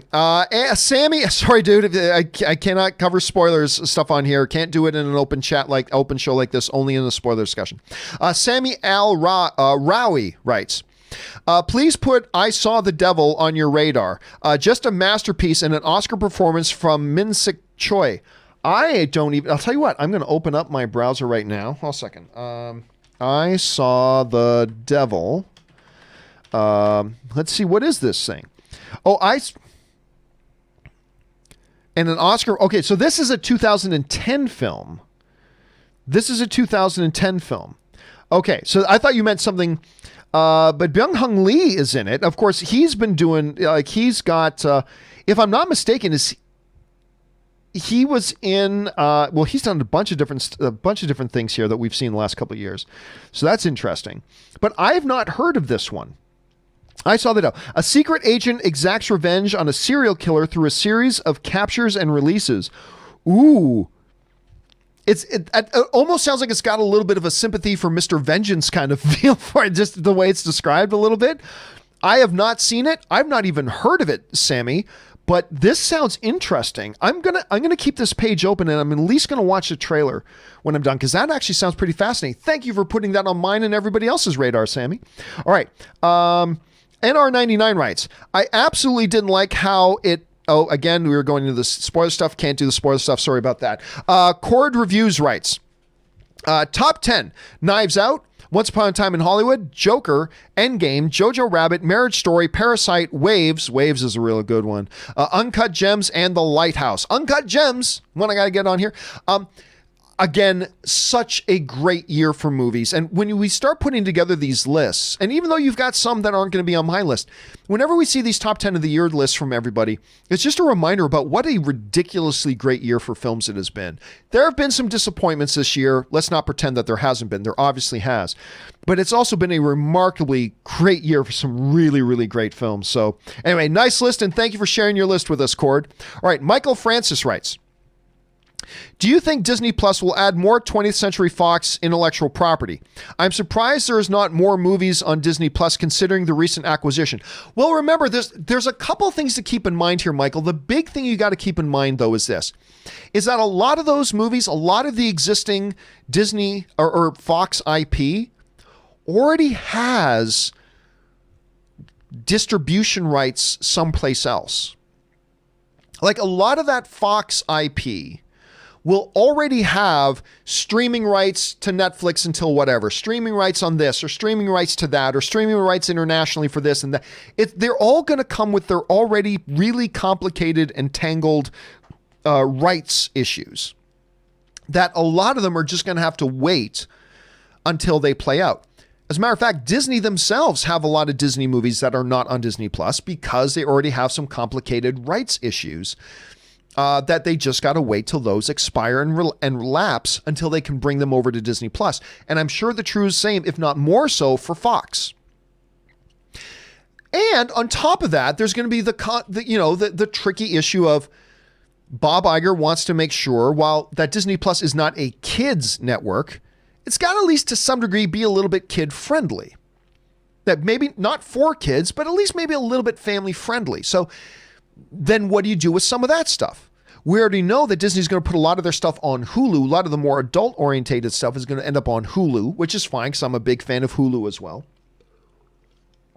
But between streaming rights, various rights issues, and where does what type of material fit better on Disney Plus or on Hulu, these are all questions that Disney Plus is going to have to navigate over the next little while, and then we'll see where it all kind of ends up. But let's be patient. Let's give it a year and see where they're at a year from now. And then I think we're going to start getting a clearer picture about what's going to be where and when. So let's give it a little bit more than a year.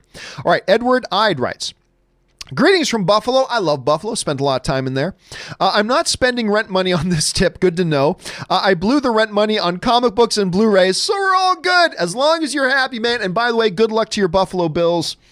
They used to be my favorite team until they betrayed me by benching Doug Flutie and place of some stupid untested, no fault of his, but Rob Johnson, and then losing in the playoffs. So it was a great betrayal, and I stopped following the Buffalo Bills at that time. But I still have a warm place in my heart for the Buffalo Bills. Always will, because they're so close to home for me. Buffalo is just a hop, skip, and the jump from my hometown of Hamilton, by the way, just over the border.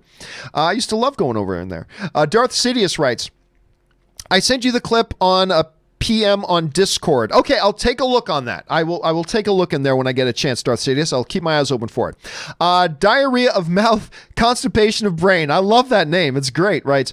John, with the news of another Black Widow trailer coming soon, is it too early for another one? I don't want to know the whole movie by the trailers. I don't know. I don't think so. I think three full trailers along with TV spots is perfectly fine. Like, just because they put out another one now, like, I have a suspicion we're going to get another one now, and then I think we'll get one more.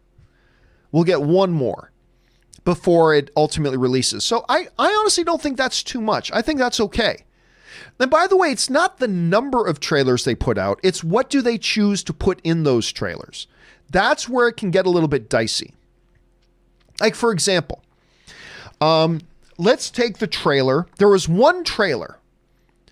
The first trailer that ever came out for this little movie that came out a number of years, like almost over a decade ago, called The Negotiator. And it was with Kevin Spacey and Samuel L. Jackson. Do you guys remember this movie? I'm going to spoil it for you here because I'm just going to tell you what's in the trailer, right? But the trailer, the first trailer, it shows that there's this guy taking hostages in Samuel L. Jackson. And then the police bring in the hostage negotiator, Kevin Spacey. And it shows that the two of them now got to face off as they try to work out this situation. But then the trailer shows you that Kevin Spacey joins teams. He joins up with Samuel L. Jackson. And then in the trailer, it shows the two of them together with Kevin Spacey on the walkie-talkie. Now you got to deal with two of us. I'm like, holy crap, they just gave the main thing of the movie away in the trailer. And that was with one trailer. So you see, the issue is not so much how many trailers they have. It's about what philosophy do they bring to their trailers. Are they going to give everything away in the trailer, or are they not?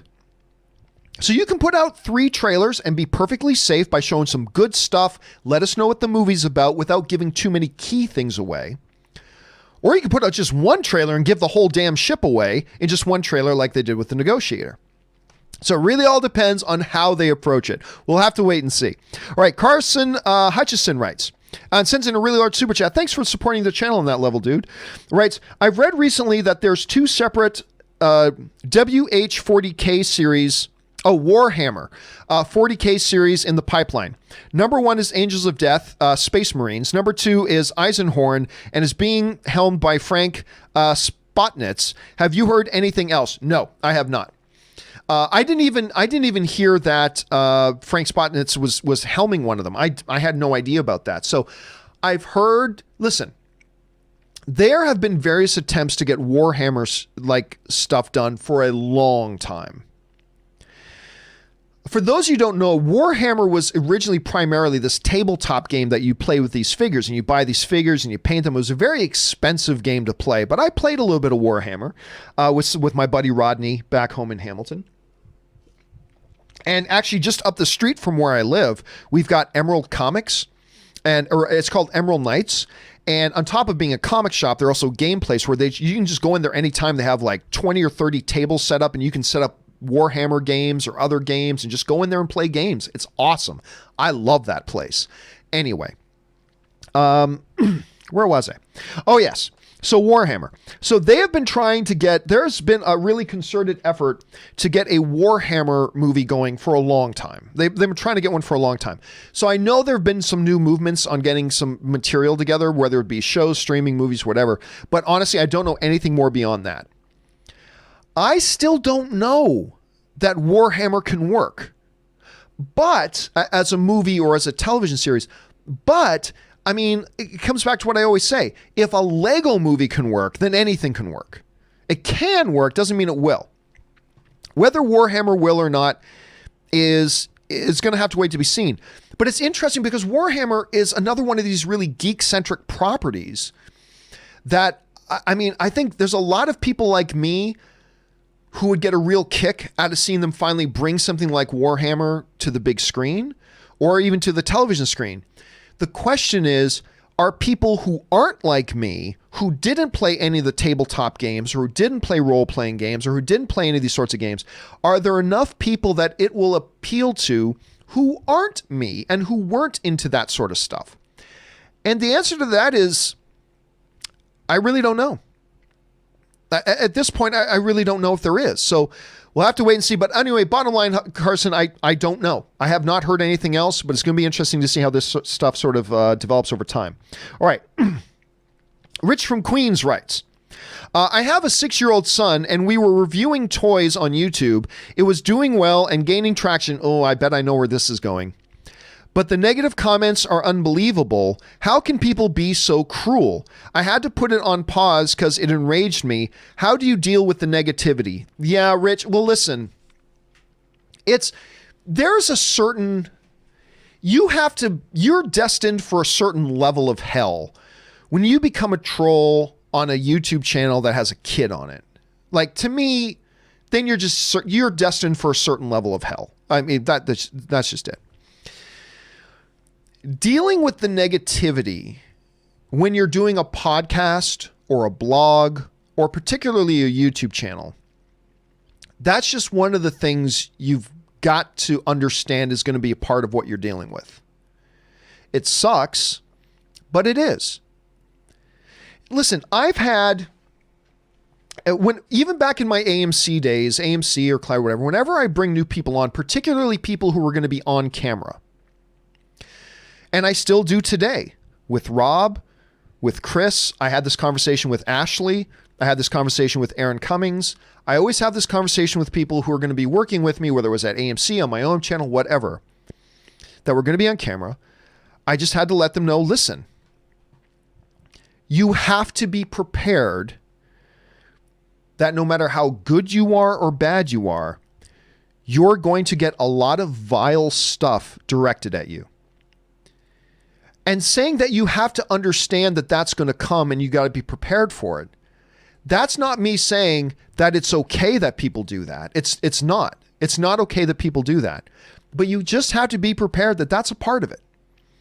There's a certain percentage of people out there who are bottom feeding ass clowns. They're just are. They're pathetic. Their lives are pathetic. And the only way they feel any sense of catharsis is when they try to make other people feel bad too. And that's the only sense of catharsis they get in their entire lives. And there are people out there that are like that. And you just got to be prepared for that. Oh my God. I can't even imagine being a woman doing it because they get it way worse than men do. Because there's a whole new level of toxicity that gets involved with that. That, you know, I'll never have to understand, or I'll never have to deal with on my level. But you just have to know that it's there. So to me, the thing is, I've been dealing with it for ever since 2003 when I launched the movie blog. So I've been dealing with it for 16 and a half years. I've been dealing with it. So I'm totally used to it. And look, I can't say it never bothers me. Seeing humanity at its worst will often bother you. But for the most part, it's whatever. Look, when I do a video, I know where I'm going to get hundreds of comments, sometimes thousands. And a certain percentage of those are going to be, oh, you suck. Okay, whatever. Like yesterday, I had some moron write to me yesterday, because remember on yesterday's show, Robert and I were talking about, you know, the potential nominees for Best Director. Rian Johnson did one of the best jobs of the year directing Knives Out. It's a brilliant masterpiece of a movie. He may or may not get a nomination for Best Director, but he did a great job directing that film. So of course you're going to get these brain dead morons. I can never listen to you again. Rian Johnson ruined stars for me and you said something nice about him. You're an idiot and blah, blah, blah, blah. I'm like, okay, well, that's just going to happen. I see that's there and I just move on from it. But I don't have a kid doing it with me. So I really don't know. What I would suggest is this, is number one, See if there's any common threads that maybe there's something you can change and improve. That's just one. But after that, I would suggest be very vigilant about going through and moderating your chat. As a matter of fact, I might even suggest this, especially if you've got a kid involved. I would set it, and you can do this in YouTube, that the only comments that get through are ones that you approve. That means you got to at least once or twice a day go through the pending comments and approve the good ones. But if you've got a kid involved in your channel, you could go so far as to say, I'm only going to allow the comments that pop up on these channels and that my son sees. I'm only going to allow the ones to pop up, the ones that I approve. So you can set that up in YouTube. So again, I don't do it with the kid, but I got to imagine if I was doing a videos with my kid, I would set it up that way. And then just let it roll off your back. Just who cares about the bottom feeders? Who cares? Nothing to worry about. Don't worry about it. But if you've got a kid involved, make it so only comments that you approve actually show up on the page. That's my advice. But that's advice from somebody who doesn't have a kid, so take that with a grain of salt. All right, Jordan Smith writes, maybe certain clans of Mandos don't take off their helmets. Possible, but then I think we would have heard of something like that. That's never been suggested before in any of the material lore. So I still think something fundamentally changed between the Purge and where we pick up with things in Mandalorian. Again, you might be right, Jordan, and I could be way wrong on this, but I still kind of think that's the way they're going. Michael Peter writes, just wanted to tell you, John, I watch your show for long and I long it. I'm hoping you meant and you love it. But anyway, and it was a really generous super chat. Thank you so much for that, Michael. I appreciate that. I mean, always, again, people just want to write and be supportive and say nice is always good for the soul. Thank you so much. And thank you for however long you've been watching the show, forever how long you've been watching the show. Thank you so much for being a part of the community. Thank you so much for supporting the content that you watch, and thank you for making it possible for us to do it. So thank you for watching and thank you for support, man. We really appreciate it. And I hope you have a happy new year, my friend. Okay. Next up, Darklock63 writes, regarding Avengers Endgame, I believe viewers are experiencing auditory pareidolia. Learn something new every day. Pareidolia. It's where the human brain attempts to make sense of random sounds. It's why a yowling cat sounds like a crying baby to some. I just hear some random noise. Interesting. I've never heard of that. I've never heard of that phenomenon, Darklock. I've never heard of that phenomenon. Auditory pareidolia. Because again, I agree. I listened to it. I brought Ann in to listen to it. I brought Kaori in to listen to it. I played it over and over and over and over again, and I just never heard it. That doesn't mean other people didn't, but maybe that's it. Again, I don't want to cross that line where I'm making excuses for why other people hear something I don't, but I mean, maybe that's part of it. It's very, see, I learn from you guys every day. Auditory pareidolia. I'm probably mispronouncing it, but that's something I'm going to keep in mind because maybe that does apply to the situation, Darklock. Thank you for dropping some knowledge on us. I appreciate that, man. All right, Slim Trav writes, Happy New Year. Thoughts on Brothers Grimsby? Not what I wanted it to be. If we're talking about, that's the Mark Strong Borat. Why am I freezing on Borat's name? Sacha Baron Cohen. If that's the one we're talking about, right? Yeah, that movie I thought looked kind of hilarious and it ended up not being so good, unfortunately, even though I love those guys. Junior Morin 72 writes, Hey, John, love The Rise of Skywalker. Next up for me, I don't know what GVK is. I don't know what that is. Careful with abbreviations, guys. Hey, listen, I knew people would like that film even though I didn't, and that's totally because there's some stuff in there to like, and I love that you enjoyed it. I want everybody to love movies, even if they're movies that I don't like, so I'm glad you enjoyed it, Junior Morin. That's the important thing. All right, Black Sabbath 1993 writes, I want a movie about Lucky. Meyer Lansky from BE. I don't know what movie we're talking about, unfortunately, but I'm sure there are a bunch of people watching who know exactly what you're talking about, Black Sabbath. Eduardo O'Neill writes, saw Uncut Gems and fell in love with it. You know, I was just talking to my buddy Soul who just watched it. He said the movie just wrecked him. My girlfriend hated it, though, because sensory overload throughout the movie was too annoying for her, and she hated every character because they're all assholes. I love watching him essentially be a victim of his own addiction. You know, it's funny. I got to get around to watching that. But my buddy Soul was basically, we were talking over breakfast this morning, and we went to one of my favorite breakfast places, Roscoe's Chicken and Waffles, which is just, oh God, it's so good. Anyway, and we were talking about Uncut Gems, and he was talking about that exact same thing, Eduardo. He was talking about his addictions. He was like he's like just so overreached, and he's so in debt, and he's so this, and he said it made it almost stressful to watch. Being an individual living in LA, watching somebody living way beyond their means made it very stressful for him. So he was saying the exact same thing. So I'm very curious to check it out and see if I feel the same way about it. Thanks for sharing that, man. All right. J Master, last couple ones here, and then we're wrapped up here. And J Master sends in a $50 super chat. Thank you so much for supporting the channel on that level, man. If there's a question in here, we'll answer it in its own video. Hey, John, Fantastic Four, Rise of the Silver Surfer, 2007, and Holes is on Disney Plus. And other movies and shows got added on today. Also, I recently checked out Disney Plus Twitter account. I saw that WandaVision got pushed back to this year, 2020. Yeah, we were talking about that a little bit earlier. And that's interesting. So here's a good example, Jay. You just gave a really good example of what we were talking about a little bit earlier. Of course, Fantastic Four is a Fox property. So now we are starting to see, so these topics all kind of tie into each other.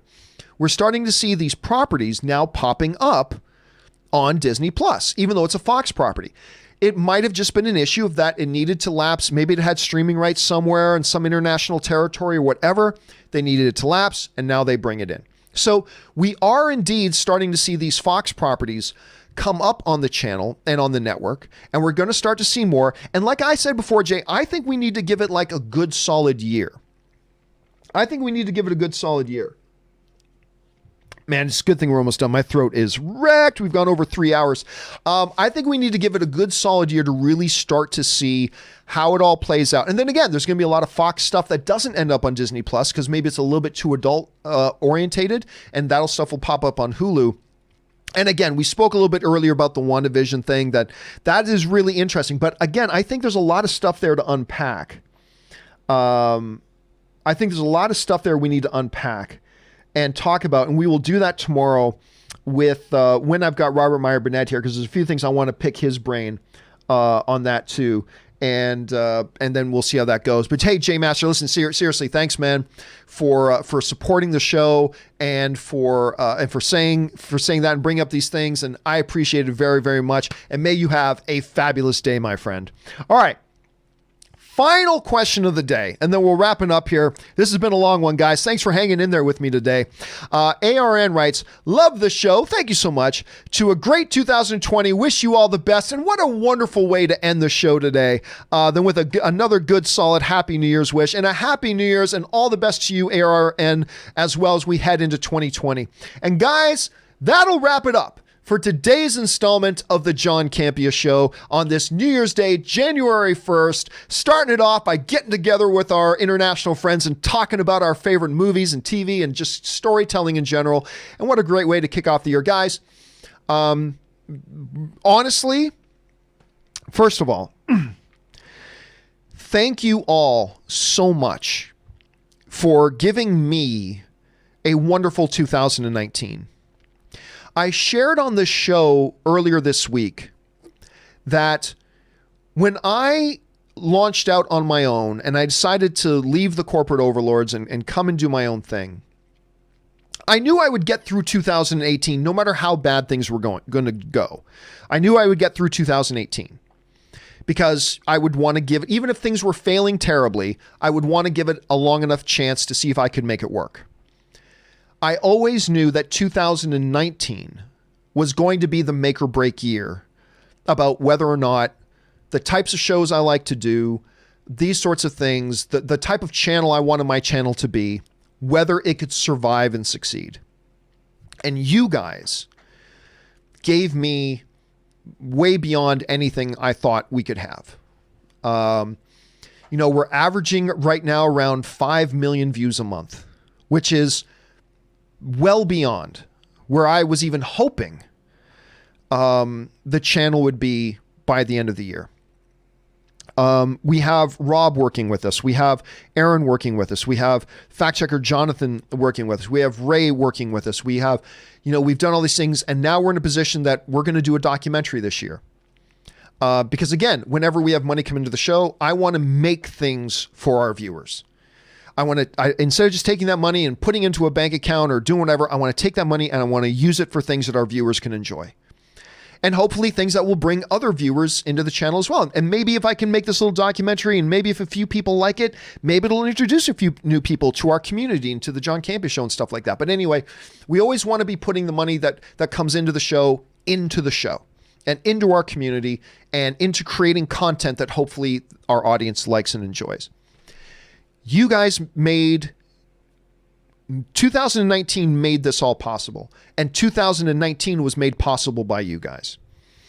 So thank you for being here. Thank you for being a part of the community. For those of you who are able to, thank you for being Patreon supporters. Thank you for being people who send in the questions, not only because you give us great fun things to talk about, but you also support the channel along the way and make it possible for us to do all this stuff.